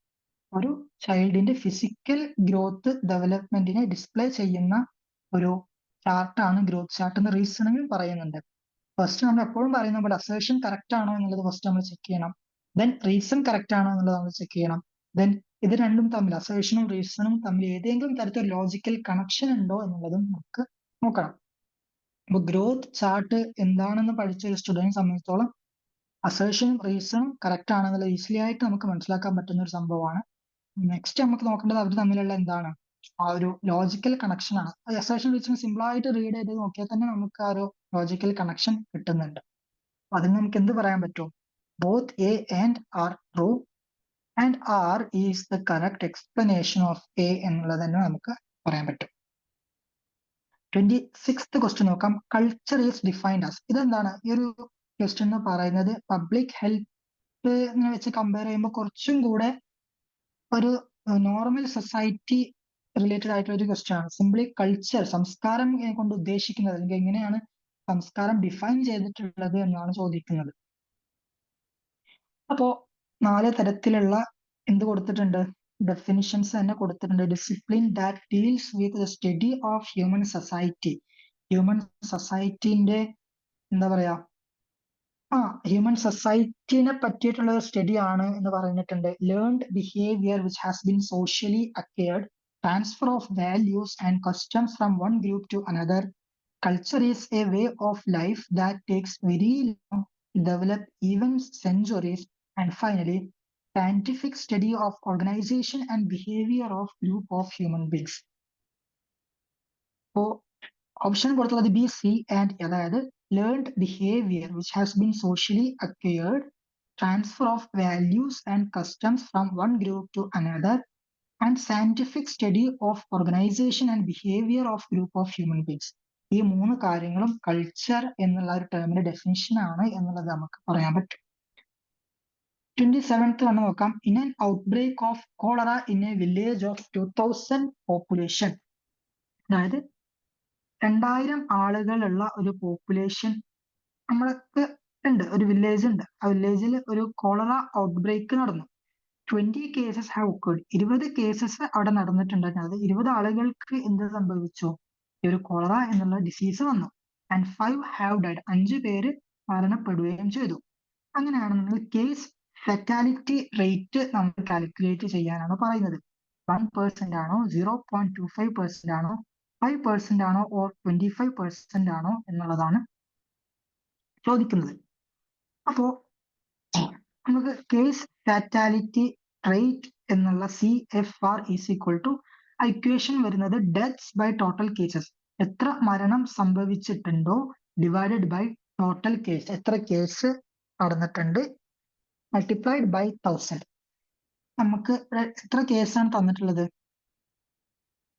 നമുക്ക് ഓൾറെഡി തന്നിട്ടുള്ളത് എത്ര ഡെത്ത് സംഭവിച്ചിട്ടുണ്ട് എന്ന് പറഞ്ഞാൽ 5 ഡെത്ത് ആണ് ഇവിടെ സംഭവിച്ചിട്ടുള്ളത്. ആൻഡ് ടോട്ടൽ കേസ് എന്ന് പറയുന്നത് 20 ആണ്.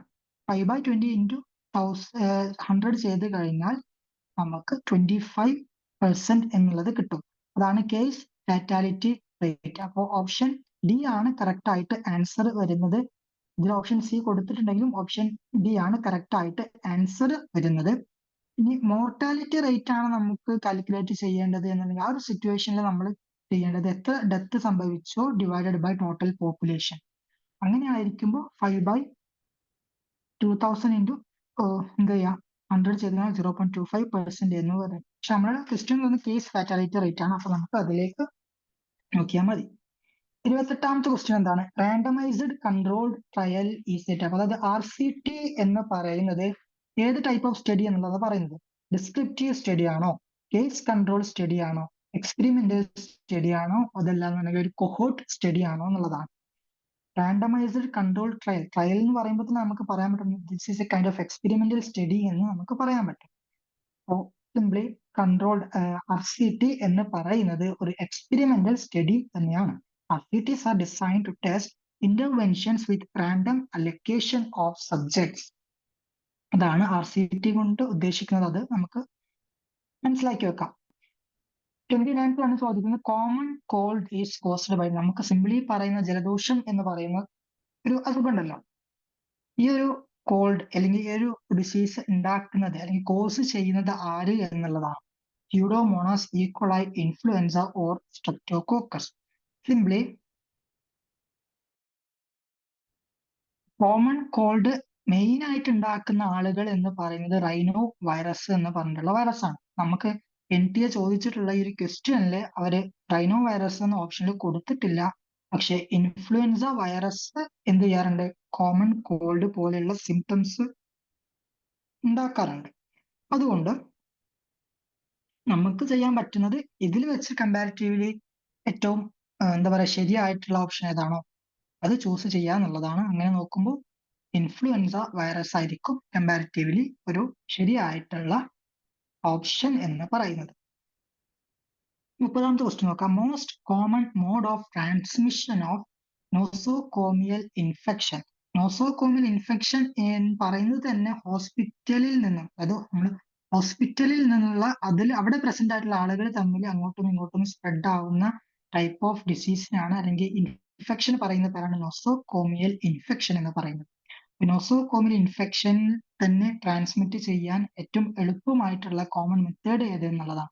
നമുക്കറിയാം ഡയറക്റ്റ് കോണ്ടാക്ട് തന്നെയാണ് നോസോകോമിയൽ ഇൻഫെക്ഷൻ ഏറ്റവും കോമൺ വേ എന്ന് പറയുന്നത്. ഡയറക്റ്റ് കോണ്ടാക്റ്റിലൂടെ പെട്ടെന്ന് തന്നെ ഇതുപോലുള്ള ഇൻഫെക്ഷൻസ് സ്പ്രെഡ് ആവും. 31ാമത്തെ ക്വസ്റ്റ്യൻ ചോദിക്കുന്നത് which of the following is a water borne disease. Water കണ്ടാമിനേഷനിലൂടെ നമുക്ക് വരുന്ന ഡിസീസുകൾ ഇതിൽ എക്സാമ്പിൾസ് ആണ് കൊടുത്തിട്ടുള്ളത്. ഇതിൽ ഏതാണെന്നുള്ളത് ചൂസ് ചെയ്യണം.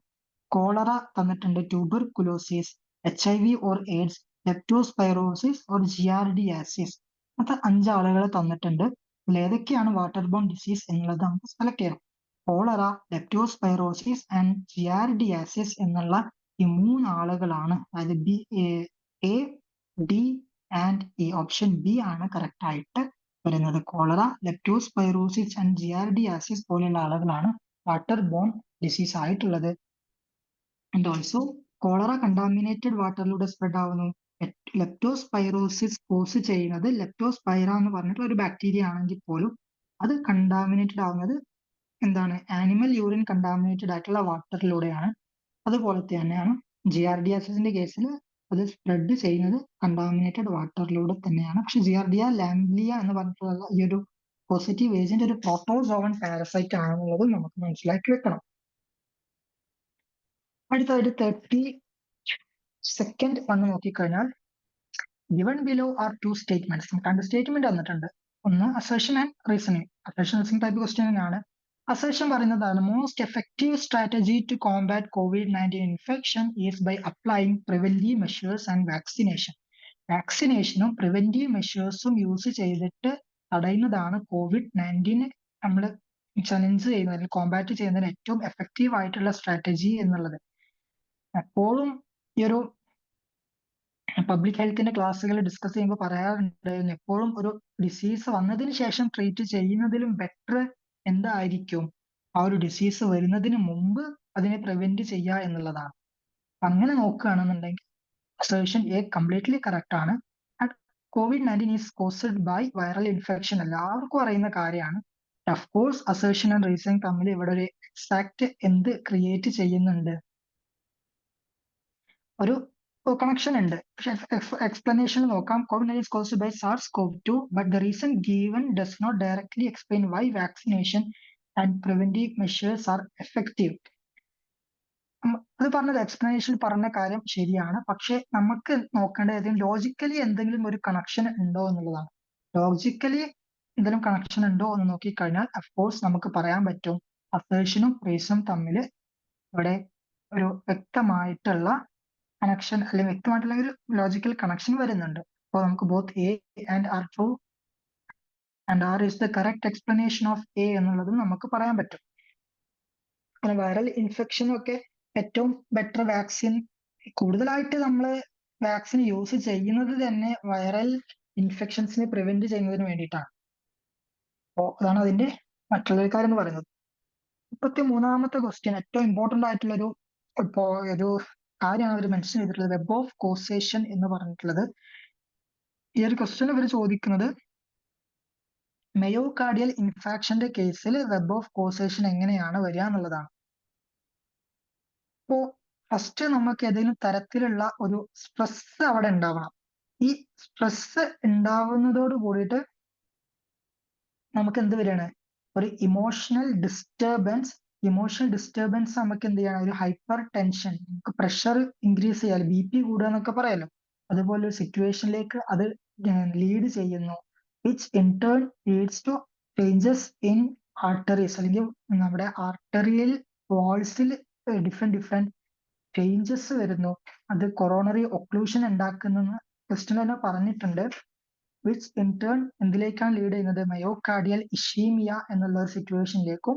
മയോകാർഡിയൽ ഇഷീമിയ സംഭവിച്ചു കഴിഞ്ഞാൽ ഫൈനലായിട്ട് ഇത് ലീഡ് ചെയ്യുന്നത് മയോകാർഡിയൽ ഇൻഫാക്ഷൻ എന്ന് പറഞ്ഞിട്ടുള്ള ആ ഒരു കണ്ടീഷനിലേക്കായിരിക്കും. വളരെ ഡയറക്റ്റ് ആയിട്ട് തന്നെ നമുക്ക് റീഡിങ്ങിലൂടെ കിട്ടാവുന്ന ഒരു സിസ്റ്റം മാത്രമാണ്. 34th വൺ നോക്കി കഴിഞ്ഞാൽ ഡിഫറെന്റ് വെക്ടേഴ്സും അവർ കോസ് ചെയ്യുന്ന ഡിസീസസും ആണ് പറയുന്നത്. ഫസ്റ്റ് നമുക്കറിയാം ക്യൂലസ് മോസ്കിറ്റോ എന്ന് പറയുന്ന ജാപ്പനീസ് എൻസെഫലൈറ്റിസ് എന്നുള്ള ആ ഒരു ഡിസീസിന്റെ വെക്ടറായിട്ട് ആക്ട് ചെയ്യുന്ന ആളുകളാണ് ക്യൂലക്സ് മോസ്കിറ്റോ എന്ന് പറയുന്നത്. വൈഡ്ലി ഫേമസ്, എല്ലാവരും ഫേമസ് ആയിട്ടുള്ള ആള് തന്നെയാണ്. പക്ഷെ മേ ബി നമുക്ക് കൺഫ്യൂഷൻ ക്രിയേറ്റ് ചെയ്യാനുള്ള ഒരു സിറ്റുവേഷൻ ഇവിടെ ഉണ്ട്. So Culex mosquito Japanese encephalitis ആണ് കോസ് ചെയ്യാറുള്ളത്. എയ്ഡിസ് മോസ്കിറ്റോ ആണെന്നുണ്ടെങ്കിൽ ഡെങ്കി ഫീവർ ആണ് കോസ് ചെയ്യാറുള്ളത്. അനോഫിലിസ് ആണെന്നുണ്ടെങ്കിൽ മലേറിയ ആയിരിക്കും. മാൻസനോയിഡ്സ് ആണ് എന്താ പറയാ മലയൻ ഫിലേരിയാസിസ് എന്നുള്ള ഡിസീസ് ആണ് കോസ് ചെയ്യാറുള്ളത്. അടുത്തൊരു അസേർഷൻ റീസണിങ് ക്വസ്റ്റ്യൻ തന്നെയാണ്. അസേർഷൻ പറയുന്നത് dengue virus are arbovirus. Dengue virus എന്ന് പറയുന്നത് ഒരു ടൈപ്പ് ഓഫ് ആർബോ വൈറസ് ആണ് എന്നുള്ളത് പറയുന്നുണ്ട്. റീസൺ പറയുന്നത് ഡെങ്കി വൈറസ് ഹാസ് 3 സെറോടൈപ്സ്. ഡെങ്കി വൈറസിന് 3 സെറോടൈപ്സ് ഉള്ളത് കൊണ്ടാണ് എന്താണ് അതൊരു ആർബോ വൈറസ് ആയി എന്നുള്ളതാണ് പറയുന്നത്. അത് നമുക്കറിയാം. First of all dengue virus has 3 സെറോടൈപ്പ് എന്നുള്ളത് തന്നെ തെറ്റാണ്. ഡെങ്കി വൈറസിന് 4 സെറോടൈപ്സ് ഉണ്ട്. ഡെൻ 1 മുതൽ ഡെൻ 4 വരെ, അങ്ങനെ 4 സെറോടൈപ്സ് ഉണ്ട്. അപ്പൊ നമുക്ക് റീസൺ തെറ്റാണെന്ന് പറയാം. അപ്പൊ പിന്നെ നമുക്ക് ഡയറക്റ്റ് ആയിട്ട് പോകാൻ ഒറ്റ ഒരു ഓപ്ഷനേ ഉള്ളൂ, A is true but R is false എന്നുള്ള ഓപ്ഷൻ സി. റിസൾട്ട് ക്വസ്റ്റ്യൻ ആണ്. 36th വൺ നോക്കാം. നെക്സ്റ്റ് അസേർഷൻ റീസൺ ടൈപ്പ് തന്നെയാണ്. അസേർഷൻ പറയുന്നത് Q fever is caused by Borrelia burgdorferi. Borrelia burgdorferi എന്നുള്ള ഈ ഒരു എന്താ പറയാ പോസിറ്റീവ് ഏജന്റ് ആണ് ഈ ഒരു ഡിസീസ് ഉണ്ടാക്കുന്നത്. ക്യൂ ഫീവർ ആണെന്ന്, അതാണ് like Q fever is caused by Borrelia burgdorferi. അതായത് ക്യൂ ഫീവർ ഉണ്ടാക്കുന്നത് ബൊറേലിയ ബർഗ്ഡോഫെറി എന്നുള്ള ആള് ആണ് എന്നുള്ളതാണ് അസേർഷൻ പറയുന്നത്. പക്ഷെ ആക്ച്വലി ക്യൂ ഫീവർ ഒരിക്കലും ബൊറേലിയ ബർഗ്ഡോഫെറി അല്ല കോസ് ചെയ്യുന്നത്. നമ്മൾ എക്സ്പ്ലനേഷനിൽ കൊടുത്തിട്ടുണ്ട്. ബൊറേലിയ ബർഗ്ഡോഫെറിന് പകരം ക്യൂ ഫീവർ ഉണ്ടാക്കുന്നത് കോക്സിയല്ല ബർനട്ടി എന്നുള്ള ഒരു ബാക്ടീരിയ ആണ്. ഈ ബൊറേലിയ ബർഗ്ഡോഫെറി കോസ് ചെയ്യുന്ന ഡിസീസ് എന്ന് പറയുന്നത് ലൈം ഡിസീസ്, വളരെ ഫേമസ് ആയിട്ടുള്ള ഡിസീസും പോസിറ്റീവ് ഏജന്റ് ആണ് ബൊറേലിയ ബർഗ്ഡോഫെറി വിത്ത് ലൈം ഡിസീസ് എന്ന് പറയുന്നത്. അപ്പോ ഒബ്വിയസ്ലി എന്താണ് അസേർഷൻ തെറ്റായി കഴിഞ്ഞാൽ പിന്നെ നമുക്ക് ഒറ്റൊരു ഓപ്ഷനേ ഉള്ളൂ, A is false but R is true. മറ്റുള്ള ഒരു ഓപ്ഷനും യാതൊരു തരത്തിലും പിന്നെ സെൻസ് ഉണ്ടാക്കൂല.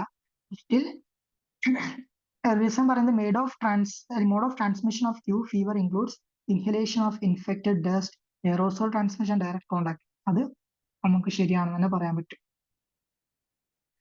37th ക്വസ്റ്റ്യൻ പറയുന്നത് secondary attack rate refers to. Secondary attack rate കൊണ്ട് ഉദ്ദേശിക്കുന്നത് എന്തെന്നുള്ളതാണ്.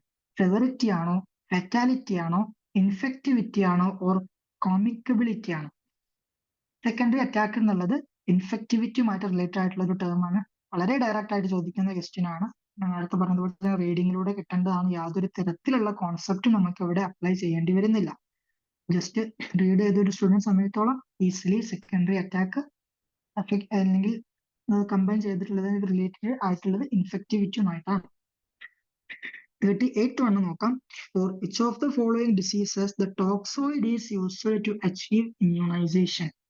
അത് ഇമ്മ്യൂണൈസേഷൻ അല്ലെങ്കിൽ വാക്സിനേഷൻ ആയിട്ട് നമ്മൾ ടോക്സോയിഡ് യൂസ് ചെയ്യുന്നത് ഏത് ഡിസീസിനെ ട്രീറ്റ് ചെയ്യാനായിരിക്കും?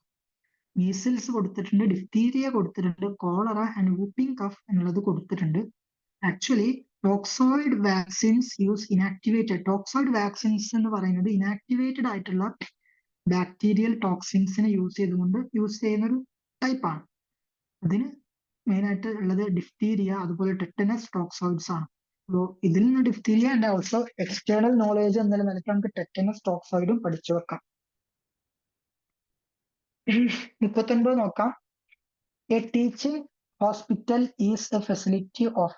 ഒരു ടീച്ചിങ് ഹോസ്പിറ്റൽ എന്ന് പറയുന്നത് ഏത് തരത്തിലൊരു ഫെസിലിറ്റി ആണെന്നാണ് ചോദിക്കുന്നത്. വളരെ ഈസി ആയിട്ടുള്ള tertiary health care level. Tertiary health care ലെവലിലാണ് നമ്മൾ ടീച്ചിങ് ഹോസ്പിറ്റലിനെ ഇൻക്ലൂഡ് ചെയ്യാറുള്ളത്. കാരണം ടീച്ചിങ് ഹോസ്പിറ്റൽസ് നമുക്ക് എന്ത് ചെയ്യും, സർവീസും തരും, റിസർച്ച് തരും, എഡ്യൂക്കേഷൻ തരും, ആൻഡ് ഇതുപോലുള്ള കാര്യങ്ങൾ തരുന്നതുകൊണ്ട് തന്നെ നമുക്ക് അവരെ tertiary level health care institutions തന്നെ വിളിക്കാൻ പറ്റും. സിംപ്ലി മെഡിക്കൽ കോളേജസ് എന്നൊക്കെ നമുക്ക് പറയാം.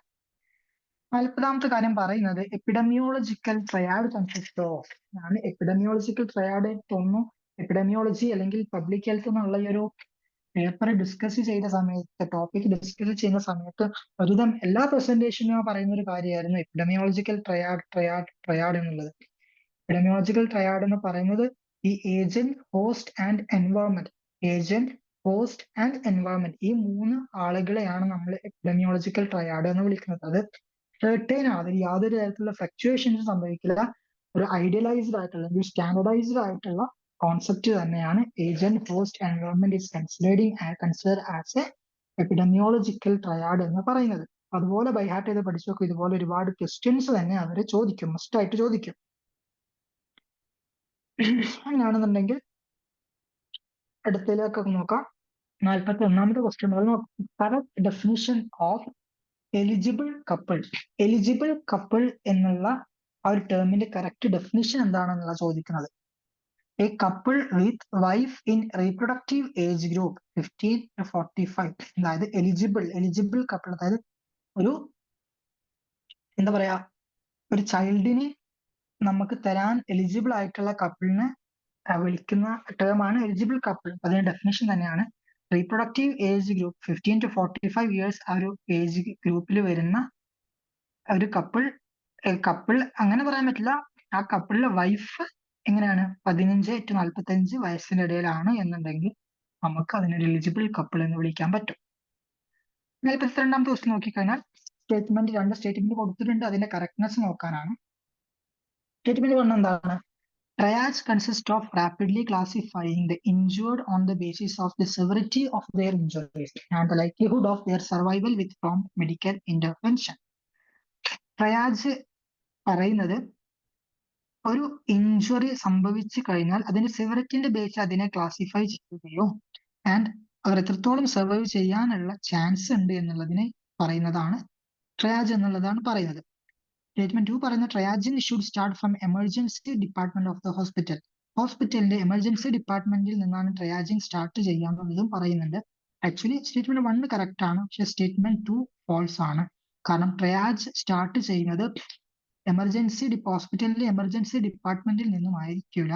ഇൻസ്റ്റെഡ് എന്തായിരിക്കും, എമർജൻസി എവിടെയാണോ ആ ഒരു സിറ്റുവേഷൻ നടന്നത് ആ ഒരു സൈറ്റ് മുതലാണ് ഈ ഒരു ട്രയാജിങ് സ്റ്റാർട്ട് ചെയ്യുന്നത് എന്നുള്ളത് നമ്മൾ മനസ്സിലാക്കി വെക്കണം. 43 നോക്കാം.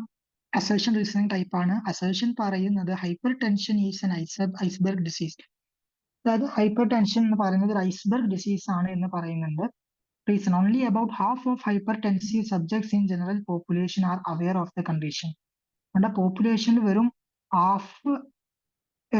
ഹാഫ് പോപ്പുലേഷൻ മാത്രമാണ് ഈ ഒരു കണ്ടീഷനെ പറ്റിയിട്ട് അവെയർ ആവുന്നു എന്നുള്ളതാണ്. രണ്ടും വെച്ച് നോക്കുകയാണെന്നുണ്ടെങ്കിലും നേരത്തെ പറഞ്ഞിട്ടുള്ള ഒരു ഐസ്ബർഗ് ഡിസീസ് അല്ലെങ്കിൽ ഐസ്ബർഗ് ഫിനോമിനും ഈ ഒരു എന്താ പറയാ സൈക്കോളജിക്കൽ അല്ലെങ്കിൽ സോഷ്യൽ സൈക്കോളജിക്കൽ ആസ്പെക്ട് നോക്കിക്കഴിഞ്ഞാൽ വളരെ കറക്റ്റ് ആയിട്ടുള്ള രണ്ട് കാര്യങ്ങൾ തന്നെയാണ് അവർ പറയുന്നത്. കൂടുതൽ കേസിൽ ഹൈപ്പർ ടെൻഷൻ അൺഡയഗ്നോസ്ഡ് ആയിട്ട് പോകുന്ന ഒരു കേസുകൾ നമുക്ക് സംഭവിക്കുന്നുണ്ട്. അതുകൊണ്ട് തന്നെ നമുക്ക് അതിന് ഐസ്ബർഗ് ഡിസീസ് എന്ന് പറയാൻ പറ്റും. രണ്ടും ശരിയാണ്. And R is exact or correct explanation of A എന്നുള്ളത് നമുക്ക് ധൈര്യത്തിൽ പറയാം. അടുത്തത് കുറച്ച് എന്താ പറയാ ഓർഗനൈസേഷൻസ്, കുറച്ച് പ്രോഗ്രാംസ്, അതുപോലെ തിയറി, അത് ഇറക്കിയിട്ടുള്ള ഇയർ ആൻഡ് റിലേറ്റഡ് ഡിസ്കവറേഴ്സ് കാര്യങ്ങളാണ്. ഫസ്റ്റ് ഓഫ് ഓൾ നമുക്ക് പറയുന്ന ബേസിക് ആയിട്ടുള്ള ഒരു കാര്യമാണ് ഫാദർ ഓഫ് പബ്ലിക് ഹെൽത്ത്. എപ്പോഴും പറയുന്നതാണ് പബ്ലിക് ഹെൽത്തിന്റെ ഫാദർ ആയിട്ട് കൺസിഡർ ചെയ്യുന്ന ആളാണ് ജോൺ സ്നോ എന്ന് പറഞ്ഞിട്ടുള്ള ആ ഒരു വ്യക്തി. ആൻഡ് ലൂയിസ് പാസ്റ്റർ ആണ് germ theory of disease first ആയിട്ട് ഇൻവെന്റ് ചെയ്തത് എന്നുള്ളതും എല്ലാവർക്കും അറിയുന്ന ബേസിക് ആയിട്ടുള്ള കാര്യമാണ്. A3, C4 എന്നുള്ള ഓപ്ഷൻ നോക്കിക്കഴിഞ്ഞാൽ ആകെ ഓപ്ഷൻ ബി ആണ് കറക്റ്റ് ആവുന്നത്. മറ്റുള്ള കാര്യം നമുക്ക് നോക്കാം. Like national AIDS control programme വന്നിട്ടുണ്ടായിരുന്നത് 1987 ആൻഡ് ഓൾസോ സ്മോൾ പോക്സിന്റെ കോസിറ്റീവ് ഓർഗാനിസം എന്ന് പറയുന്നത് എന്താണ്? വാരിയോള വൈറസുമാണ്. 45 നോക്കിക്കഴിഞ്ഞാൽ റെഫറൽ സിസ്റ്റം ഇൻ NLEP. NLEPയിലെ റെഫറൽ സിസ്റ്റം എന്നുകൊണ്ട് ഉദ്ദേശിക്കുന്നത് എന്തെന്നാണ്? District hospital, district nucleus, reconstructive surgery centre, PHC and finally sub centre. ഇവരോട് നമ്മൾ പറയുന്നത് ചൂസ് ദ കറക്റ്റ് ആൻസർ എന്ന ഓപ്ഷൻസ് ഗിവൺ ബിലോ. അത് കറക്റ്റ് ഓർഡറിൽ അവരുടെ ആ ഒരു അറേഞ്ച്മെന്റ് ആണ്, NLEPയിലുള്ളവരുടെ അറേഞ്ച്മെന്റ് ആണ് നമ്മൾ ചോദിക്കുന്നത്. ഏറ്റവും ബേസിക്കലി സബ് സെന്ററിലായിരിക്കും, ദെൻ PHSയിലേക്ക് പ്രൈമറി ഹെൽത്ത് കെയർ സെന്റർ എന്നൊക്കെ പറയാം, ദെൻ നമ്മൾ ഡിസ്ട്രിക്ട് ഹോസ്പിറ്റലിലേക്ക് പോകുന്നു, ദെൻ ഡിസ്ട്രിക്ട് ന്യൂക്ലിയസിലേക്ക് പോകുന്നു, പിന്നെ റീകൺസ്ട്രക്റ്റീവ് സർജറി സെന്റർ ഏറ്റവും ഹയർ ലെവലിലേക്ക് പോകുന്നു. പ്രൈമറി ടു ഹയർ ലെവലിലേക്കുള്ള ഒരു അറേഞ്ച്മെന്റ് ആണ് നമ്മളോട് ഇവിടെ ചോദിച്ചിട്ടുള്ളത്. 46 നോക്കുകയാണെങ്കിൽ ചിൽഡ്രന്റെ ഡെവലപ്മെന്റിലുള്ള സ്റ്റെപ്സിനെ നമുക്ക് കറക്റ്റ് ആയിട്ട് അറേഞ്ച് ചെയ്യാനുള്ളതാണ്. നമുക്കറിയാം ഫസ്റ്റ് തന്നെ വരുന്നത് ഫീച്ചേഴ്സ്. ഏറ്റവും ചെറുതിനാണ് നമ്മൾ ഫീച്ചേഴ്സ് എന്ന് പറയുന്നത്. ആ ഒരു നമ്മുടെ ഇൻട്രാ യൂട്രൈൻ സ്റ്റേജിലാണ് ഫീച്ചേഴ്സ് എന്ന് വിളിക്കുക. ജസ്റ്റ് ഡെലിവറി ചെയ്ത് കഴിഞ്ഞ ശേഷം ആ ന്യൂ ബോണിന് നമ്മൾ പറയുന്ന ഫസ്റ്റ് 28 days ആയി പറയുന്ന പേരാണ് നിയോനേറ്റ്. ആൻഡ് 0 വയസ്സ് തൊട്ട് ഫസ്റ്റ് ആദ്യത്തെ വയസ്സ് വരെ നമ്മൾ അവരെ ഇൻഫാന്റ് എന്നും 1 to 3 years നമ്മൾ ടോഡ്ലർ എന്നും അതിനുശേഷം പ്യൂബർട്ടി ടു അഡൾട്ട്ഹുഡ് നമ്മൾ അഡോളസെന്റ് പീരീഡ് എന്നും പറയുന്നു. അപ്പോൾ ABCD ആ എക്സാക്ട് എന്താണ് അറേഞ്ച്മെന്റ് എന്നും അതിന് കറക്റ്റ് ആയിട്ടുള്ള ഒരു സംഭവമാണ്. 47ാമത്തെ ക്വസ്റ്റ്യൻ നോക്കാം. കമ്മ്യൂണിക്കേഷൻ പ്രോസസ്സിലെ മെയിൻ കോമ്പണന്റ് ഏതൊക്കെയാന്നുള്ളതാണ് ചോദിക്കുന്നത്. Sender, message, channel, receive and feedback. ആ ഒരു ഓർഡറിൽ തന്നെ അല്ല അത് പോകുന്നത് എന്ന് ആലോചിച്ച് നോക്ക്. ഫസ്റ്റ് ഒരാൾ സെൻഡ് ചെയ്യണം, സെൻഡർ ഉണ്ടാവണം. ഒരു സെൻഡ് ചെയ്യാൻ ഒരാൾ വേണം, അതാണ് സെൻഡർ. സെൻഡർ എന്ത് മെസ്സേജ് സെൻഡ് ചെയ്യുന്നു. അപ്പോ ദെൻ എന്താണ് ഒരു ചാനൽ അതിനെ ഒരു ചാനലിലേക്ക് അത് പോകുന്നു, ചാനൽ ദെൻ റിസീവ് ചെയ്യുന്നു, എന്നിട്ട് ഈ റിസീവ് ചെയ്ത ആ ഒരു ഇൻഫോർമേഷൻ ഫീഡ്ബാക്ക് തരുന്നു. എക്സാക്ട്ലി ആ ഒരു ലെവൽ തന്നെയാണ് അതിന് പോകുന്നത്. Sender, message, channel, receive, feedback എന്നുള്ള ഒരു ഓർഡർ. 48 നോക്കാം. Modes of interventions. കുറച്ച് ഇന്റർവെൻഷൻസ് കൊടുത്തിട്ടുണ്ട്. ഇത് ഇവരുടെ ഓർഡർ ആണ് നമുക്ക് ചെയ്യേണ്ടത്. Rehabilitation, disability limitation, specific protection, health promotion and early diagnosis and treatment എന്നുള്ള കാര്യങ്ങളാണ് കൊടുത്തിട്ടുള്ളത്. ഫസ്റ്റിന് ഹെൽത്ത് പ്രൊമോഷൻ ആണ് വരിക. ഫസ്റ്റ് നമുക്ക് ഹെൽത്തിന് ആ ഒരു ഹെൽത്ത് പ്രൊമോഷൻ നടക്കണം. എന്നിട്ട് അതിന് ഒരു ഹെൽത്ത് പ്രൊമോഷന്റെ ബേസ്ഡ് ആയിട്ടുള്ള സ്പെസിഫിക് പ്രൊട്ടക്ഷൻ നടത്തുക എന്നുള്ളതാണ്. അതിന്റെ ഭാഗമായിട്ട് പിന്നെ പോകുന്നതാണ് ഏർലി ഡയഗ്നോസിസ് ആൻഡ് ട്രീറ്റ്മെന്റ് പോലെയുള്ള കാര്യങ്ങൾ. ദെൻ ഡിസബിലിറ്റി റിലേറ്റഡ് ലിമിറ്റേഷൻ എന്തൊക്കെയാണോ അതിനെ അഡ്രസ്സ് ചെയ്യലും ഫൈനലായിട്ട് റീഹാബിലിറ്റേഷൻ മെത്തേഡ്സ് വരിക എന്നുള്ളതാണ്. 49 പറയുന്നത് പ്ലാനിങ് സൈക്കിൾ. ഓക്കെ, അതിലുള്ള സ്റ്റെപ്സ് ആണ് പറയുന്നത്. ഇതൊക്കെയാണ് assign priorities amongst problem, define program objectives, plan implementation of integrated program, conduct data analysis and reach to a result, formulate health problem. അപ്പോൾ ഫസ്റ്റ് നമുക്കൊരു ഹെൽത്ത് പ്രോബ്ലം അവിടെ വേണം. ആ ഹെൽത്ത് പ്രോബ്ലം കഴിഞ്ഞതിന് ശേഷം നമുക്ക് എന്താണ് ചെയ്യേണ്ടത്? ആ പ്രോബ്ലത്തിൽ തന്നെ പ്രയോറിറ്റൈസ് ചെയ്യണം. കൂടുതൽ പ്രയോറിറ്റി നമ്മൾ എന്തിനാണ് കൊടുക്കേണ്ടത് എന്നുള്ള കാര്യങ്ങളൊക്കെ. എന്നിട്ട് നമ്മൾ നടത്താൻ ഉദ്ദേശിക്കുന്ന പ്രോഗ്രാമിന്റെ ഒബ്ജക്റ്റീവ് എന്താണെന്നുള്ളത് വ്യക്തമായിട്ട് എന്ത് ചെയ്യുക, വിശദീകരിക്കുക. ദെൻ അത് റിലേറ്റഡ് ആയിട്ടുള്ള കുറച്ച് പ്രോഗ്രാംസ് ആൻഡ് കുറച്ച് മറ്റ് പ്ലാനുകൾ ഇംപ്ലിമെന്റ് ചെയ്യുക. ഫൈനലി നമ്മൾ അതിൽ നിന്ന് കിട്ടുന്ന ഡാറ്റ കളക്ട് ചെയ്യുക, അനലൈസ് ചെയ്യുക ആൻഡ് ഒരു റിസൾട്ടിലേക്ക് എത്തുക എന്നുള്ള ഒരു ഓർഡർ ആണ് അതിൽ വരുന്നത്. 50ാമത്തെ ക്വസ്റ്റ്യൻ നോക്കിക്കഴിഞ്ഞാൽ അസേർഷൻ റീസണിംഗ് ആണ്. അസേർഷൻ പറയുന്നത് neonatal screening is primarily A secondary level of prevention. Neonatal screening എന്ന് പറയുന്നത് ഒരു സെക്കൻഡറി ലെവൽ ഓഫ് പ്രിവെൻഷൻ ആണെന്ന് പറയുന്നുണ്ട്. റീസൺ പറയുന്നത് least common neonatal disorder to be screened is neonatal hypothyroidism ആണ് എന്നുള്ളതും പറയുന്നുണ്ട്. പക്ഷെ നോക്കിക്കഴിഞ്ഞാൽ A കറക്റ്റ് ആണെന്ന് നമുക്ക് പറയാൻ പറ്റും. പക്ഷേ 6 റീസൺ എന്ന് പറയുന്നത് തെറ്റാണ്. കാരണം നിയോനാറ്റൽ ഹൈപ്പോതൈറോയിഡിസം എന്ന് പറയുന്നത് ഏറ്റവും കോമൺ ആയിട്ടുള്ള സ്ക്രീൻ ചെയ്യുന്ന ഒരു ഡിസോർഡർ തന്നെയാണ്. ഒരിക്കലും ലീസ്റ്റ് കോമൺ അല്ല, ഏറ്റവും കൂടുതലായിട്ട് കാണുന്ന ഒരു ഡിസോർഡർ തന്നെയാണെന്ന് നമുക്ക് പറയാൻ പറ്റും. ഓപ്ഷൻ സി ആണ് കറക്റ്റ് ആയിട്ട് വരുന്നത്. അഗെയിൻ അസേഷൻ റീസണിംഗ് ടൈപ്പ് ആണ്. Increased institutional deliveries lead to decrease maternal mortality.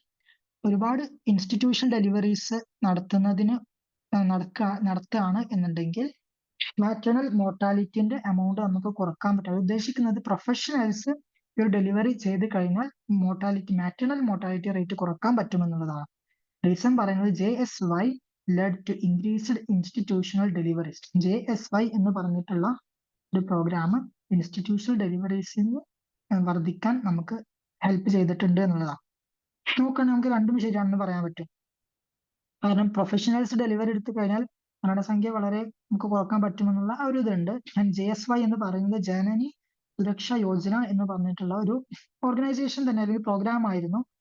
ഇവരുടെ എയിം എന്ന് പറയുന്നത് institutional delivery reduce the amount of അല്ലെങ്കിൽ reduce the prevalence of maternal mortality എന്ന് പറഞ്ഞിട്ടുള്ള ഒരു എയിം തന്നെയായിരുന്നു ഈ ഒരു ജനനി സുരക്ഷാ യോജന എന്ന് പറഞ്ഞിട്ടുള്ള പ്രോഗ്രാമിന് ഉണ്ടായിട്ടുള്ളത്. 82ാമത്തെ ക്വസ്റ്റ്യൻ നോക്കാം. സർവൈലൻസ് എന്ന് പറയുന്നത് അതിന്റെ കറക്റ്റ് അല്ലെങ്കിൽ സർവൈലൻസിലെ കോമ്പണൻസ് ഏതൊക്കെയാണെന്നുള്ളതാണ്. It is one time observation എന്ന് കൊടുത്തിട്ടുണ്ട്. ഇറ്റ് ഈസ് ഇന്ററപ്റ്റഡ് ഒബ്സർവേഷൻസ് എന്ന് കൊടുത്തിട്ടുണ്ട്. Continuous scrutiny of occurrence of disease, essential for prevention and control, and finally provides information on the evaluation of any disease control programme. ഇങ്ങനെ 3 കാര്യങ്ങളാണ് കൊടുത്തിട്ടുള്ളത്. നമ്മൾ public health discuss ചെയ്തപ്പോൾ തന്നെ സർവൈലൻസിന് അണ്ടറിൽ പറഞ്ഞിട്ടുള്ള ഒരു കാര്യം തന്നെയാണ് ഇതിൽ കൊടുത്തിട്ടുള്ളത്. എന്താണ്? ഫസ്റ്റ് സർവൈലൻസ് എന്ന് പറയുന്നത് ഒരു കണ്ടിന്യൂസ് പ്രോസസ് ആണ്. അതാണ് ഓപ്ഷൻ സിയിൽ പറയുന്നത്. ആൻഡ് എന്താണ് ഇത്? ഈ ഒരു സർവൈലൻസ് ഒരുപാട് ഡിസീസസിനെ പ്രിവെന്റ് ചെയ്യുന്നതും കൺട്രോൾ ചെയ്യുന്നതും നമ്മളെ ഹെൽപ്പ് ചെയ്യുന്നുണ്ട്. ആൻഡ് ഓൾസോ ദർ ബൈ നമുക്ക് ഒരു ഇവാലുവേഷൻ ഡാറ്റയും തരുന്നുണ്ട്. അങ്ങനെ നോക്കുകയാണെന്നുണ്ടെങ്കിൽ നമുക്ക് കറക്റ്റ് ആയിട്ട് എന്ത് പറയാൻ പറ്റും? CDE ആണ് ശരി എന്ന് പറയാൻ പറ്റും. കാരണം ഇന്ററപ്റ്റഡ് ഒബ്സർവേഷൻ നമുക്ക് വ്യക്തമായിട്ടുള്ള ഒബ്സർവേഷൻ തരുന്നുണ്ട്. And this is not a one time observation. നമ്മൾ ഓൾറെഡി പറഞ്ഞിട്ടുണ്ട് എന്ത്? This is a continuous. So അത് തരത്തിലും എയും ബിയും ഇതിന്റെ ഭാഗമാവില്ല. C+D+C അതായത് ഓപ്ഷൻ സി ആണ് കറക്റ്റ് ആയിട്ട് വരുന്നത്. 53ാമത്തെ നോക്കുകയാണെന്നുണ്ടെങ്കിൽ HDI നമ്മൾ നേരത്തെ പറഞ്ഞിട്ടുള്ള ഒരു കാര്യമാണ്. Human development index. ഈ ഹ്യൂമൻ ഡെവലപ്മെന്റ് ഇൻഡെക്സിൽ ഇൻക്ലൂഡ് ചെയ്തിട്ടുള്ള ഇൻഡിക്കേറ്റേഴ്സ് എന്ന് പറയുന്നത് ഏതൊക്കെയാണ്? ആ ഒരു ക്വസ്റ്റ്യനുമായിട്ട് നമ്മൾ വളരെ ചേർത്ത് പിടിക്കാൻ പറ്റിയ ഒരു സംഭവം തന്നെയാണ്. അതിന്റെ എക്സ്പ്ലനേഷൻ പറഞ്ഞിട്ടുള്ള കാര്യം തന്നെയാണ് ഇവിടെയും പറയുന്നത്. എന്താണ്? Life expectancy at birth, adult literacy rate, real gross domestic product, real GDP per capita, IMR and MMR. Actually ഇതിൽ ഇൻക്ലൂഡ് ചെയ്യുന്ന ഫാക്ടേഴ്സ് എന്ന് പറയുന്നത് ലൈഫ് എക്സ്പെക്ടൻസി അറ്റ് ബർത്ത്, അതുപോലെ adult literacy rate and real GDP per capita എന്ന് പറഞ്ഞിട്ടുള്ള 3 കാര്യങ്ങളാണ്. അവിടെ നമ്മൾ റിയൽ GDP പെർ ക്യാപിറ്റ അല്ല പറഞ്ഞിട്ടുണ്ടായിരുന്നത്, നോർമൽ GDP ആയിരുന്നു പറഞ്ഞിട്ടുണ്ടായിരുന്നത്. മോർ സ്പെസിഫിക് ആവണം, റിയൽ GDP പെർ ക്യാപിറ്റ എന്ന് ആണ് അത് പറയുന്നത്. 84ാമത്തെ ക്വസ്റ്റ്യൻ നോക്കുകയാണെങ്കിൽ continuous variable include. Continuous variable ഇതിൽ ഏതൊക്കെ പെടും എന്നുള്ളതാണ്. നമുക്കൊരു ആൻസറിൽ ABC കൊടുത്തിട്ടുണ്ട്. അതായത് സെറം, കൊളസ്ട്രോൾ, ബ്ലഡ് പ്രഷർ, അതുപോലെ ഹൈറ്റ്. അത് നമുക്ക് നോക്കാം. ഈ റാഷ് ഇൻ മീസിൽസ് എന്നുള്ള അസുഖം വരുമ്പോൾ ഉണ്ടാകുന്ന റാഷ് അതൊരിക്കലും ഒരു കണ്ടിന്യൂസ് ആയിട്ടുള്ള വേരിയബിൾ അല്ല. റാഷ് നമുക്ക് എന്താ പറയാ ഓരോ ഓർഗൻ നമ്മുടെ ഏതൊക്കെ ബോഡിന്റെ ഭാഗത്താണോ അല്ലെങ്കിൽ ഈവൻ ഓരോ ആളുകളും ഇപ്പൊ ഒരു 5 പേര് മീസിൽസ് ബാധിച്ചിട്ടുണ്ട്, 5 ആളുകളിലും ഡിഫറെന്റ് പാറ്റേണിലും ഡിഫറെന്റ് എമൗണ്ടിലാവും റാഷസ് ഉണ്ടായിട്ടുണ്ടാവുക. അതുപോലെ തന്നെ ഇച്ചിങ്ങും നമ്മൾ ഡിഫറെന്റ് പേഴ്സണിൽ ഡിഫറെന്റ് ലെവലിലാണ് വരാറുള്ളത്. പ്രത്യേകമായിട്ട് ഒരു ലോവസ്റ്റ് വേരിയബിൾ അല്ലെങ്കിൽ മാക്സിമം വേരിയബിൾ ഒന്നുമില്ല. പക്ഷെ cholesterol level, blood pressure, height എന്നുള്ള കാര്യങ്ങളൊക്കെ നമുക്ക് അറിയാം എപ്പോൾ ഒരു കണ്ടിന്യൂസ് വേരിയബിൾ ആണ്. ഇതിന് റേഞ്ച് ഉണ്ടാവാറുണ്ട് ഓരോ കണക്ക്. അതാണ് ഇവർ ഉദ്ദേശിക്കുന്നത്. അതിന് നോക്കുകയാണെന്നുണ്ടെങ്കിൽ serum cholesterol, blood pressure, height എന്നുള്ള കാര്യങ്ങളാണ് കണ്ടിന്യൂസ് വേരിയബിൾ ആയിട്ട് നമുക്ക് കൺസിഡർ ചെയ്യാൻ പറ്റാറുള്ളത്. 55ാമത്തെ ക്വസ്റ്റ്യൻ നോക്കാം. മോസ്കിറ്റോ കോസ് ചെയ്യുന്ന ഡിസീസ് ഏതൊക്കെയാണെന്നുള്ളതാണ് ചോദിക്കുന്നത്. Malaria, dengue, chikungunya, Japanese encephalitis, kala azar. ആദ്യത്തെ 4 ആളുകളെ നമ്മൾ ഓൾറെഡി പറഞ്ഞിട്ടുണ്ട്. Malaria, dengue, chikungunya, Japanese encephalitis ഒക്കെ എന്താണ്? മോസ്കിറ്റോ വെക്ടേഴ്സ് ആയിട്ട് ആക്ട് ചെയ്യുന്ന ഡിസീസസ് ആണ്. മലേറിയയുടെ കേസിൽ അനോഫിലസ് മോസ്കിറ്റോ ആണ്. ഡെങ്കിയുടെ കേസിൽ ഏഡിസ് മോസ്കിറ്റോ ആണ്. ചിക്കൻ ഗുനിയയുടെ കേസിലും ഏഡിസ് മോസ്കിറ്റോ ആണെന്നുണ്ടെങ്കിൽ ജാപ്പനീസ് എൻസെഫലൈറ്റിസിന്റെ കേസിൽ ക്യൂലസ് മോസ്കിറ്റോ ആയിരുന്നു. വളരെ ഈസി ആയിട്ടുള്ള ക്വസ്റ്റ്യൻ തന്നെയാണ്. സ്റ്റേറ്റ്മെന്റിന്റെ കറക്റ്റ്നെസ് നോക്കുന്നതാണ്. സ്റ്റേറ്റ്മെന്റ് 1 നോക്കാം. Infant mortality is A most sensitive and reliable indicator of health status of A country or geographical area.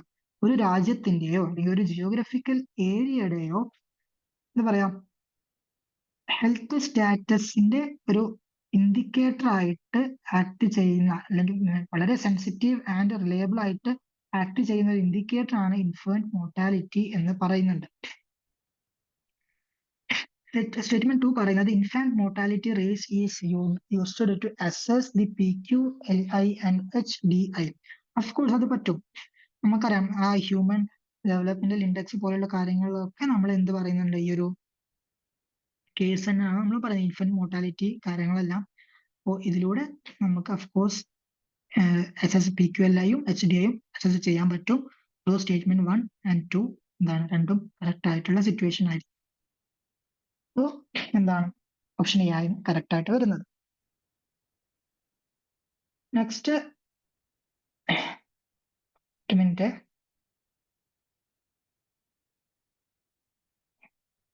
Sorry for the inconvenience, നമുക്കൊന്നുകൂടെ കണ്ടിന്യൂ ചെയ്യാം. Okay, population covered by PHC. അതായത് public health centre എന്ന് പറഞ്ഞിട്ടുള്ള ഈ ഒരു organisation, ഈ centre വഴി എത്രത്തോളം പോപ്പുലേഷനെ കവർ ചെയ്യുന്നുണ്ട് എന്നുള്ളതാണ്. 10 to 20,000 ആണോ ഉദ്ദേശിക്കുന്നത്? 10,000 to 20,000 ആണോ? 7,000 to 8,000 ആണോ? 20,000 to 30,000 ആണോ? അല്ലെങ്കിൽ 40,000 to 50,000 ആണോ എന്നുള്ളതാണ്. ആക്ച്വലി പ്രൈമറി ഹെൽത്ത് കെയറിന്റെ എയിം വെച്ച് നോക്കുകയാണെന്നുണ്ടെങ്കിൽ എന്താണ് 10,000 to 20,000 എന്നുള്ള ആ ഒരു റേഞ്ച് ആണ് വരുന്നത്. അത് ഡയറക്റ്റ് ആയിട്ട് നമുക്ക് അറിയുന്ന അല്ലെങ്കിൽ അറിഞ്ഞിരിക്കേണ്ട ഒരു കാര്യം ചോദിക്കുന്നത് മാത്രമേ ഉള്ളൂ, കോൺസെപ്ച്വൽ അല്ല. അത് ബൈഹാർട്ട് ചെയ്തിട്ട് തന്നെ പഠിക്കാൻ പറ്റും. അപ്പോൾ ഓപ്ഷൻ എ കറക്റ്റ് ആയിട്ട് വരുന്നുണ്ട്. പ്രീമോഡിയൽ പ്രിവെൻഷൻ എന്ന് പറയുന്നത് എന്താണെന്നുള്ളതാണ് ചോദിക്കുന്നത്. Action taken prior to the onset of disease ആണോ? Action that holds the progress of a disease ആണോ? ഒരു ഡിസീസിന്റെ പ്രോഗ്രസിനെ ഹോൾഡ് ചെയ്യുന്ന നമുക്ക് ട്രീറ്റ്മെന്റ് നോക്കാൻ പറയാറില്ല. അപ്പൊ ഒരിക്കലും പ്രിവെൻഷൻ ആയിട്ട് അത് വരില്ല. Prevention of emergence of development of risk factors and action taken to remove the possibility that a disease will ever occur. Primordial prevention എന്നുള്ളതുകൊണ്ട് മെയിൻ ആയിട്ട് ഉദ്ദേശിക്കുന്നത് റിസ്ക് ഫാക്ടേഴ്സിനെ എലിമിനേറ്റ് ചെയ്യുക എന്നുള്ളതാണ്. ആ ഒരു റിസ്ക് ഫാക്ടേഴ്സ് പ്രസന്റ് അല്ലെങ്കിൽ എമർജ് ചെയ്യുന്ന വരുന്നതിന് മുമ്പ് തന്നെ അതിനെ അങ്ങോട്ട് എലിമിനേറ്റ് ചെയ്ത് കഴിഞ്ഞാൽ പിന്നെ ഈവൻ യാതൊരു തരത്തിലുള്ള പോസിബിലിറ്റി അവിടെ നടക്കുന്നില്ലല്ലോ. അതാണ് ഏറ്റവും എഫക്റ്റീവ് ആയിട്ടുള്ള മെത്തേഡ്. അതാണ് ഈ ഒരു പ്രീമോഡിയൽ പ്രിവെൻഷൻ കൊണ്ട് ഉദ്ദേശിക്കുന്നത്. 51 ചോദ്യം, ഡാലി എന്നുള്ള ഈ ഒരു ഷോർട്ട് ഫോമിന്റെ എക്സാക്ട് കംപ്ലീറ്റഡ് ഫോം എന്ത് എന്നുള്ളതാണ് ചോദിക്കുന്നത്. ഡാലി കൊണ്ട് സിംപ്ലി ഉദ്ദേശിക്കുന്നത് ഡിസബിലിറ്റി അഡ്ജസ്റ്റഡ് ലൈഫ് ഇയേഴ്സ് എന്നുള്ളതാണ്. എന്താണ് disability adjusted life years? Explanation കൊടുത്തിട്ടുണ്ട്. DALY is equal to years of life lost, അതായത് YLL plus years lived with disability, YLD. അതിന്റെ ഒരു ഇക്വേഷൻ ആണ്. ഇക്വേഷൻ നമുക്ക് നോട്ട് ചെയ്ത് വെക്കാം. DALY is equal to YLL plus YLD എന്നുള്ള ഒരു ഇക്വേഷൻ നമുക്ക് പഠിച്ചു വെക്കാം. നമുക്ക് 15 മോർ ക്വസ്റ്റ്യൻസും കൂടെ ഡിസ്കസ് ചെയ്യാനുണ്ട്. ഈ ക്വസ്റ്റ്യൻ ചോദിക്കുന്നത് in which year extended programme on immunisation, അത് EPI extended programme on immunisation എന്ന് പറഞ്ഞിട്ടുള്ള ഈ ഒരു പ്രോഗ്രാം ഇന്ത്യയിൽ ഏത് ഇയറിലാണ് ലോഞ്ച് ചെയ്തിട്ടുള്ളത് എന്നാണ് ചോദിക്കുന്നത്. വളരെ ഡയറക്റ്റ് ആയിട്ട് നമ്മൾ അറിഞ്ഞിരിക്കേണ്ട കാര്യമാണ് 1978, 1978 ഇന്ത്യൻ ഗവൺമെന്റ് എന്ത് ഇംപ്ലിമെന്റ് ചെയ്തിട്ടുണ്ട്? ഒരു EPI എന്നുള്ള ഒരു പ്രോഗ്രാം ബൈഹാർട്ട് ചെയ്ത് പഠിക്കേണ്ട ഒരു കാര്യമാണ്. ഇനി WHO വേൾഡ് ഹെൽത്ത് ഓർഗനൈസേഷന്റെ ബേസിൽ അല്ലെങ്കിൽ വേൾഡ് ഹെൽത്ത് ഓർഗനൈസേഷൻ എങ്ങനെയാണ് ഹെൽത്ത് എന്നുള്ള ടേമിനെ ഡിഫൈൻ ചെയ്യുന്നത് എന്നാണ് നമ്മൾ ചോദിക്കുന്നത്. നമ്മൾ ഐ തിങ്ക് ഒരുപാട് മുമ്പ് തന്നെ നമ്മൾ പഠിക്കുന്ന ഒരു കാര്യം തന്നെ ആയിരുന്നു അത്. നമുക്ക് നോക്കുകയാണെങ്കിൽ എന്ത് കണ്ടെത്താൻ പറ്റും? Health is a state of complete physical, mental, and social well-being and not merely an absence of disease or infirmity.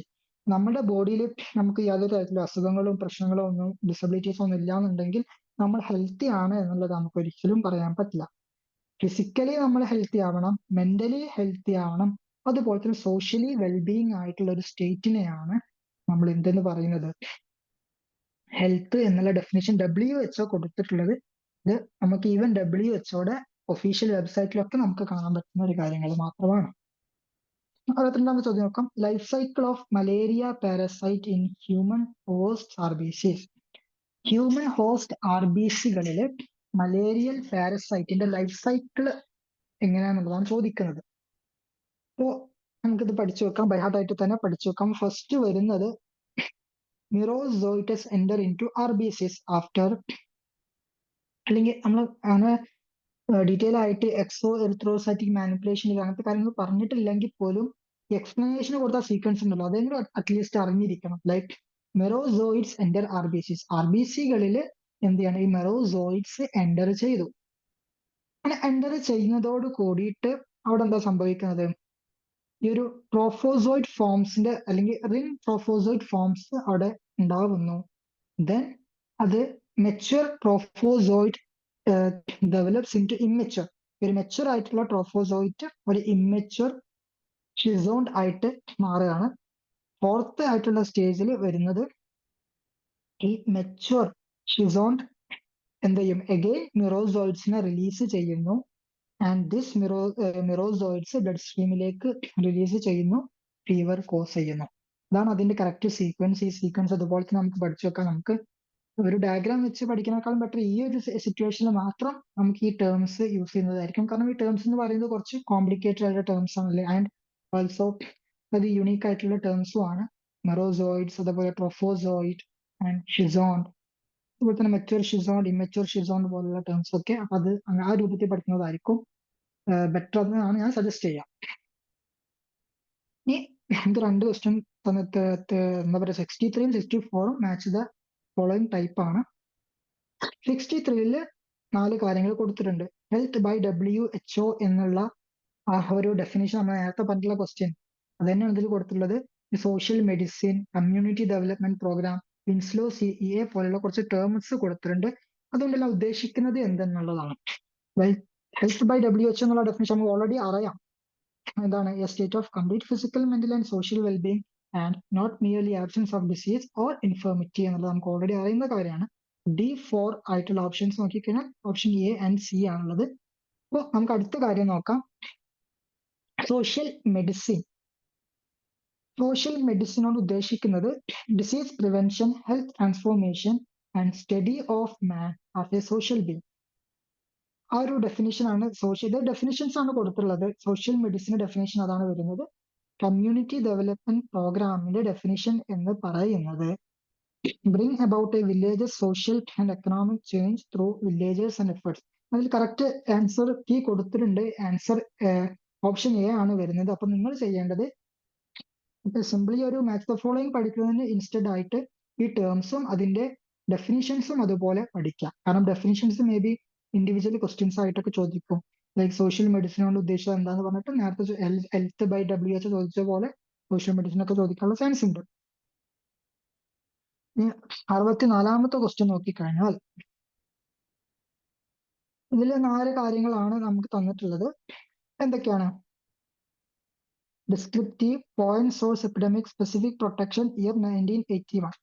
അത് കുറച്ച് 4 കാര്യങ്ങൾ തന്നിട്ടുണ്ട്. ലിസ്റ്റ് 2-ല് അതിന്റെ കുറച്ച് ട്രാജഡി, ഇൻസിഡന്റ് കാര്യങ്ങളൊക്കെയാണ് തന്നിട്ടുള്ളത്.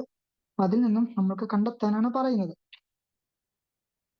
ഡിസ്ക്രിപ്റ്റീവ് എന്ന് പറയുന്നത് aspects of epidemiology deals with distribution of disease.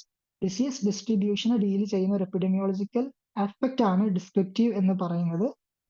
Point source epidemic എന്ന് പറയുന്നത് എന്താണ് ഭോപ്പാൽ ഗ്യാസ് ട്രാജഡി ഈ ഒരു പോയിന്റ് സോഴ്സ് എപ്പിഡമിക്കിന്റെ ഒരു എക്സാമ്പിൾ ആയിട്ട് നമുക്ക് കൺസിഡർ ചെയ്യാൻ പറ്റുന്നതാണ്. സ്പെസിഫിക് പ്രൊട്ടക്ഷന്റെ ഒരു എക്സാമ്പിൾ ആയിട്ട് പറയുന്നതാണ് prophylactic administration of vitamin A in a child. And finally, 1981 global strategy for health for all formulated and adopted by WHO എന്നും കൂടെ പറയുന്നുണ്ട്. ആ കാര്യങ്ങൾ ഈ ഇൻസിഡന്റ് ഒന്ന് എക്സാമ്പിൾ ആണ് എന്നുള്ള കാര്യങ്ങൾ അതുപോലെ ബൈഹാർട്ട് പഠിക്കാം. 65 എന്താണ്? ഇതിൽ ഏതാണ് not a programme of the ministry of health and family welfare? അവരുടെ അണ്ടറിൽ വരാത്ത പ്രോഗ്രാം ഏത് എന്നുള്ളത് ചോദിക്കുന്നത്. ACN അതായത് integrated child development service programme, അതായത് ICDS. അതുപോലെ national nutrition mission Poshan Abhiyan എന്ന് പറയും. And Balwadi nutrition programme BNP. ഈ 3 ആളുകൾ minister of woman and child ഡെവലപ്മെന്റിന്റെ എന്താണ് അണ്ടറിൽ വരുന്നതല്ല എന്നുള്ളതാണ് പറയുന്നത്. ഇൻസ്റ്റഡ് ക്വസ്റ്റ്യൻ ഒന്നുകൂടെ നോക്കാം. Programme of ministry of health and family വെൽഫെയറിന്റെ അണ്ടറിലല്ല വരുന്നത്. ഇൻസ്റ്റഡ് ICDS വരുന്നത് മാനേജ് ചെയ്യുന്നത് ministry of women and child development ആണ്. പോഷൻ അഭിയാൻ മാനേജ് ചെയ്യുന്നത് ministry of women and child development തന്നെയാണ്. And also Balwadi nutrition programme run ചെയ്യുന്നത് ഈ ഒരു ministry of women and child development ആണ്. അത് പഠിച്ചു വെക്കുന്നത് നല്ലതാണ്. അഗൈൻ സ്റ്റേറ്റ്മെന്റ് കറക്റ്റ്നെസ് ആണ് നോക്കേണ്ടത്. സ്റ്റേറ്റ്മെന്റ് 1 എന്താണ്? Generation time is the time required for 50% of cases to occur. 50% നടക്കേണ്ട 50% കേസ് നടക്കേണ്ട സമയത്തിനാണ് ജനറേഷൻ ടൈം എന്ന് പറയുന്നത്. സ്റ്റേറ്റ്മെന്റ് 2 പറയുന്നത് serial interval is the gap in onset between primary case and secondary case. 2 കാര്യങ്ങളാണ് കൊടുത്തിട്ടുള്ളത്. ആക്ച്വലി ജനറേഷൻ ടൈം എന്ന് പറയുന്നത് 50% അല്ല. ജനറേഷൻ ടൈം റെഫർ ചെയ്യുന്നത് ഒരു primary and secondary case infection of A primary infection case and secondary infection കേസിന്റെ ഇടയിലുള്ള ടൈമിന് പറയുന്ന പേരാണ് ജനറേഷൻ ടൈം എന്ന് പറയുന്നത്. അപ്പോൾ സ്റ്റേറ്റ്മെന്റ് 1 ഇൻകറക്റ്റ് ആണ്. സീരിയൽ ഇന്റർവെൻഷൻ എന്ന് പറഞ്ഞിട്ട് കൊടുത്തുള്ളത് അല്ലെങ്കിൽ ഇന്റർവെൽ എന്ന് പറയുന്നത് ശരിയായിട്ടുള്ള സംഭവം തന്നെയാണ്. It is the gap in onset between primary case and secondary case. ഓൺസെറ്റിന്റെ ഇടയിലുള്ള ഒരു ഗ്യാപ്പിനെയാണ് നമ്മൾ സീരിയൽ ഇന്റർവെൽ എന്ന് പറയുന്നത്. ഈ 67 നോക്കിക്കഴിഞ്ഞാൽ India's indigenous COVID-19 vaccine by Bharat Biotech in developed in collaboration with. Bharat Biotech ആണ് ഈ ഒരു COVID-19 വാക്സിൻസിന് എന്ത് ചെയ്തിട്ടുണ്ടായിരുന്നത്? സ്കെയിലപ്പ് ചെയ്തിട്ടുണ്ടായിരുന്നത്. പക്ഷെ അവര് ഇത് ഉണ്ടാക്കിയിട്ടുള്ളത് ഏതൊക്കെ റിസർച്ച് ഇൻസ്റ്റിറ്റ്യൂട്ടുമായിട്ട് കൊളാബറേറ്റ് ചെയ്തിട്ട് ഉള്ളതാണ്. അതായത് ആ ടൈമിൽ തന്നെ നല്ല ഫേമസ് ആയിരുന്നു. ICMR-ന്റെ NIV അതായത് ഇന്ത്യൻ കൗൺസിൽ ഓഫ് മെഡിക്കൽ റിസർച്ചിൽ കൺട്രോൾ ചെയ്യുന്ന national institute of virology Pune. നമുക്ക് തന്നെ അറിയാം ഏതൊരു type of Nipah corona type of disease വന്നു കഴിഞ്ഞാലും അപ്പോ എന്താ പറയാ വരുന്ന അല്ലെങ്കിൽ നമ്മൾ കേൾക്കുന്നുണ്ട് നമ്മുടെ പേഷ്യന്റിന്റെ sample national institute of virology പൂനെയിലേക്ക് അയച്ചിട്ടുണ്ട്, അവിടെ റിസൾട്ട് കിട്ടണം എന്നുള്ളതൊക്കെ. അപ്പോൾ അവരുമായി ചേർന്നിട്ടാണ് ഭാരത് ബയോടെക് ഇത് പ്രൊഡ്യൂസ് ചെയ്തിട്ടുണ്ടായിരുന്നത്. Lead poisoning in industries commonly occurs by. ഇൻഡസ്ട്രികളിൽ ലെഡ് പോയ്സണിങ് കോസ് ചെയ്യുന്നത് എങ്ങനെയാണ് എന്നുള്ളതാണ്. ഇഞ്ചക്ഷൻ ആരും ഇപ്പൊ ലെഡ് എടുത്ത് കഴിക്കാനൊന്നും പോകുന്നില്ല. സ്കിന്നിലൂടെ അബ്സോർബ് ചെയ്യാനും ലെഡിന് കൂടുതൽ അധികം ടൈം എടുക്കും. ഇൻഹലേഷൻ കൺജക്റ്റൈവൽ റൂട്ട് ഏറ്റവും ബെസ്റ്റ് റൂട്ട് എന്ന ഇൻഹലേഷൻ. കാരണം നമുക്ക് പെട്ടെന്ന് റെസ്പിറേറ്ററി സിസ്റ്റത്തിലൂടെ ഈ ലെഡ് ഒക്കെ കയറി പോകും. അപ്പൊ ഇൻഡസ്ട്രികളിൽ ലെഡ് പോയ്സണിങ് നടക്കാറുള്ളത് ഒരു ഇൻഹലേഷൻ വഴിയാണ് എന്നുള്ളത് പറയുന്നുണ്ട്. 69th ആണ് പറയുന്നത് which of the following is a measure of soiling index. Soiling ഇൻഡെക്സിന്റെ അല്ലെങ്കിൽ സോയിലിംഗ് ഇൻഡെക്സ് ഏതിന്റെ മെഷർ ആണ് എന്നുള്ളതാണ്. സോയിലിംഗ് ഇൻഡെക്സ് നമ്മൾ എയർ പൊല്യൂഷൻ റിലേറ്റഡ് അതായത് എയറിലുള്ള പെർട്ടിക്കുലർ മാറ്ററിന്റെ എമൗണ്ടിനെ മെഷർ ചെയ്യുന്നതിന് വേണ്ടിയിട്ട് ഉള്ള ഒരു ഇൻഡെക്സ് ആയിരുന്നു. 70th ക്വസ്റ്റ്യൻ നോക്കിക്കഴിഞ്ഞാൽ observation study does not include. Observation സ്റ്റഡിയിൽ ഇതിൽ പെടാത്തത് ഏതൊക്കെ എന്നുള്ളതാണ്. ഫീൽഡ് ട്രയൽ ഒരു ഒബ്സർവേഷൻ സ്റ്റഡി അല്ല. അതുപോലെ തന്നെ ക്ലിനിക്കൽ ട്രയൽസും ഒബ്സർവേഷൻ സ്റ്റഡി അതൊക്കെ മോർ ഓഫ് എന്താണ് എക്സ്പെരിമെന്റൽ സ്റ്റഡി ആണ് നമുക്ക് പറയാൻ പറ്റും. ഈ ക്രോസ് സെക്ഷൻ ആയാലും കൊഹോട്ട് ആയാലും കേസ് കൺട്രോൾ സ്റ്റഡി ഒക്കെയാണ് ഒബ്സർവേഷണൽ സ്റ്റഡീസ്. ഈ ഫീൽഡ് ട്രയൽ ക്ലിനിക്കൽ ട്രയൽ ഒക്കെ കൈൻഡ് ഓഫ് എക്സ്പെരിമെന്റൽ സ്റ്റഡി ആണ് എന്നുള്ളത് നോട്ട് ചെയ്ത് വെക്കാം. അടുത്തത് which of the following is used to determine the sample size in survey research. Survey റിസർച്ചിൽ സാമ്പിൾ സൈസിനെ ഡിറ്റർമൈൻ ചെയ്യുന്നതിന് വേണ്ടി നമ്മൾ യൂസ് ചെയ്യുന്ന സ്റ്റാറ്റിസ്റ്റിക്കൽ ടൂൾ ഏത് എന്നുള്ളതാണ്. ഈ വാല്യൂ ആണോ, സ്റ്റാറ്റിസ്റ്റിക്കൽ പവർ ആണോ, സ്റ്റാറ്റിസ്റ്റിക്കൽ സിഗ്നിഫിക്കൻസ് ആണോ, ഓർ സ്റ്റാൻഡേർഡ് എറർ ആണോ എന്നുള്ളതാണ്. സ്റ്റാറ്റിസ്റ്റിക്കൽ പവർ ആണ് എന്ത് determines the required sample size to detect a true effect. ഒരു ട്രൂ എഫക്റ്റിനെ ഡിറ്റക്ട് ചെയ്യുന്നതിന് ആവശ്യമായിട്ട് റിക്വയർഡ് സാമ്പിൾ നമുക്ക് തരുന്ന സ്റ്റാറ്റിസ്റ്റിക്കൽ പവർ ആണ് എന്നുള്ളത് ബൈഹാർട്ട് തന്നെ പഠിക്കാം. ഈ odds ratio is derived from ഇത് കേസ് കൺട്രോൾ സ്റ്റഡി. ഞാൻ സ്റ്റഡി ഡിസൈൻസിനെ പറ്റി ഡിസ്കസ് ചെയ്തപ്പോൾ തന്നെ പറഞ്ഞിട്ടുണ്ടായിരുന്ന ഒരു കാര്യമായിരുന്നു കേസ് കൺട്രോൾ സ്റ്റഡിയിലൂടെയാണ് ഓഡ്സ് റേഷ്യോ നമുക്ക് കിട്ടുന്നത് എന്നുള്ളത്. പ്രത്യേകിച്ച് ഒന്നും നമുക്ക് എക്സ്പ്ലെയിൻ ചെയ്യേണ്ട ഒരു സംഭവം തന്നെയല്ല. കേസ് കൺട്രോൾ സ്റ്റഡിയിൽ നിന്ന് ഡയറക്റ്റ് ആയിട്ട് കിട്ടുന്ന ഒരു സംഭവം തന്നെയാണ് ഓഡ്സ് റേഷ്യോ എന്നുള്ളത്. ആ സമയത്ത് തന്നെ ഞാൻ വെൽ എക്സ്പ്ലെയിൻ ചെയ്തിട്ടുണ്ടായിരുന്നു. ക്ലാസ് അറ്റൻഡ് ചെയ്തവർക്ക് ഈസി ആയിട്ട് മനസ്സിലാക്കാൻ പറ്റും. 73ാമത്തെ ക്വസ്റ്റ്യൻ പറയുന്നത് diagnostic power of the test is reflected by. ഒരു ടെസ്റ്റിന്റെ ഡയഗ്നോസ്റ്റിക് പവറിനെ റിഫ്ലക്ട് ചെയ്യുന്നത് അവരുടെ സെൻസിറ്റിവിറ്റി ആണോ, പ്രെഡിക്റ്റീവ് വാല്യൂ ആണോ, പ്രിസിഷൻ ആണോ, പോപ്പുലേഷൻ അറ്റ് റിസ്ക് ആണോ? Of course sensitivity. ആ ഒരു ടെസ്റ്റ് എത്രത്തോളം sensitive towards that true positive cases എന്നുള്ളതാണ് ഡയഗ്നോസ്റ്റിക് പവർ എന്ന് നമുക്ക് ലോജിക്കലി നമുക്ക് കിട്ടുന്ന ഒരു സംഭവം തന്നെയാണ്. ഈവൻ നമുക്ക് അതിന്റെ കറക്റ്റ് ഒരു ഐഡിയ അല്ലെങ്കിൽ പോലും ടെർമിനോളജി വെച്ച് നമുക്ക് ആൻസർ സോൾവ് ചെയ്യാൻ പറ്റും. അടുത്തത് 74th വൺ രണ്ട് സ്റ്റേറ്റ്മെന്റ് കൊടുത്തിട്ടുണ്ട്. Statement 1 and statement 2. സ്റ്റേറ്റ്മെന്റ് 1 എന്താ പറയുന്നത്? RR, അതായത് relative risk is used to estimate risk of disease with exposure to a factor. ഒരു ഫാക്ടറുമായിട്ട് എക്സ്പോഷ്യർ ചെയ്യുന്ന സമയത്ത് ഒരു ഡിസീസ് ഉണ്ടാവാനുള്ള റിസ്കിനെയാണ് റിലേറ്റീവ് റിസ്ക് മെഷർ ചെയ്യുന്നത് എന്നുള്ളത്. അത് കറക്റ്റ് ആണ്. റിലേറ്റീവ് റിസ്ക് ഒക്കെ നാം ക്ലാസ്സുകളിൽ മെൻഷൻ ചെയ്തിട്ടുണ്ടായിരുന്നു. അതുപോലെ തന്നെ മെൻഷൻ ചെയ്തിട്ടുണ്ടായിരുന്നു. എക്സാക്ട്ലി അത് കറക്റ്റ് ആണ് നമുക്ക് പറയാം.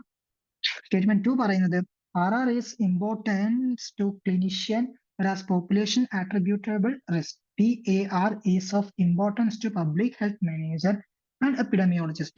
And again അതെന്താണ് ശരിയാണ് നമുക്ക് പറയാൻ പറ്റും. കാരണം പോപ്പുലേഷൻ ആട്രിബ്യൂട്ടൽ റിസ്ക് എന്ന് പറയുന്നത് പോപ്പുലേഷൻ ലെവൽ ഓഫ് സ്റ്റഡി എന്ന് പറയുന്നത് തന്നെ epidemiological and public health related ആയിട്ടുള്ള ഒരു കോൺസെപ്റ്റ് ആണെന്നുണ്ടെങ്കിൽ റിലേറ്റീവ് റിസ്ക് ക്ലിനിക്കൽ റിലേറ്റഡ് ആയിട്ടുള്ള കാര്യമാണ്. അതിന് നമ്മൾ ലോജിക്കലായിട്ട് ചിന്തിച്ചാൽ തന്നെ നമുക്ക് മനസ്സിലാവും അത് ശരിയായിട്ടുള്ള കാര്യമാണ്.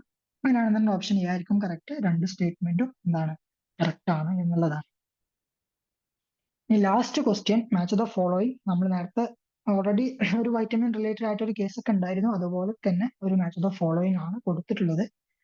വൈറ്റമിൻ B1 ഡെഫിഷ്യന്റ് ആയി കഴിഞ്ഞാൽ ഉണ്ടാവുന്ന ഡിസീസ് ആണ് ബെറി എന്നുള്ളത് എപ്പോഴും എല്ലാവർക്കും അറിയുന്ന കേസാണ്, എപ്പോഴും പറയാറുള്ളതുമാണ്. വൈറ്റമിൻ ഡി ഡെഫിഷ്യൻസി ഉണ്ടായി കഴിഞ്ഞാൽ റിക്കറ്റ്സിലേക്ക് ലീഡ് ചെയ്യുന്നു. പ്രോട്ടീൻ ഡെഫിഷ്യൻസി ക്വാഷ്യോർക്കർ ഡിസീസിലേക്കും, അതുപോലെ തന്നെ വൈറ്റമിൻ B3 ഡെഫിഷ്യൻസി അത് നിയാസിൻ ഡെഫിഷ്യൻസി പെല്ലഗ്രയിലേക്കും. അത് ബൈഹാർട്ട് എന്ന സെർട്ടേൺ ആയിട്ടുള്ള കാര്യങ്ങളാണ്. അതുപോലെ നമ്മൾ ബൈഹാർട്ട് ഈ ഒരു വൈറ്റമിൻസിനെ മാത്രമല്ല എൻഡയർ വൈറ്റമിൻസിന്റെ ഡെഫിഷ്യൻസി സിംറ്റംസ് ആൻഡ് സിൻഡ്രോംസ് ഏതൊക്കെയാണെന്നുള്ളത് നമ്മൾ പഠിച്ചേ പറ്റും. ഇതുപോലെ ഇപ്പൊ ഓൾറെഡി 2-3 ക്വസ്റ്റ്യൻസ് ഇത് റിലേറ്റഡ് ആയിട്ട് ഈ ഒരു ഇതിൽ പേപ്പറിൽ വന്നിട്ടുണ്ട്. ഇതുപോലെ എല്ലാ ഇയറും വരാറുണ്ട്. അതുപോലെ വിഷു നോക്കുക. എന്തെങ്കിലും ഡൗട്ട്സ് ഒക്കെ ഉണ്ടെന്നുണ്ടെങ്കിൽ എന്നെ കോൺടാക്ട് ചെയ്യാം. So thank you so much and all the best for everyone.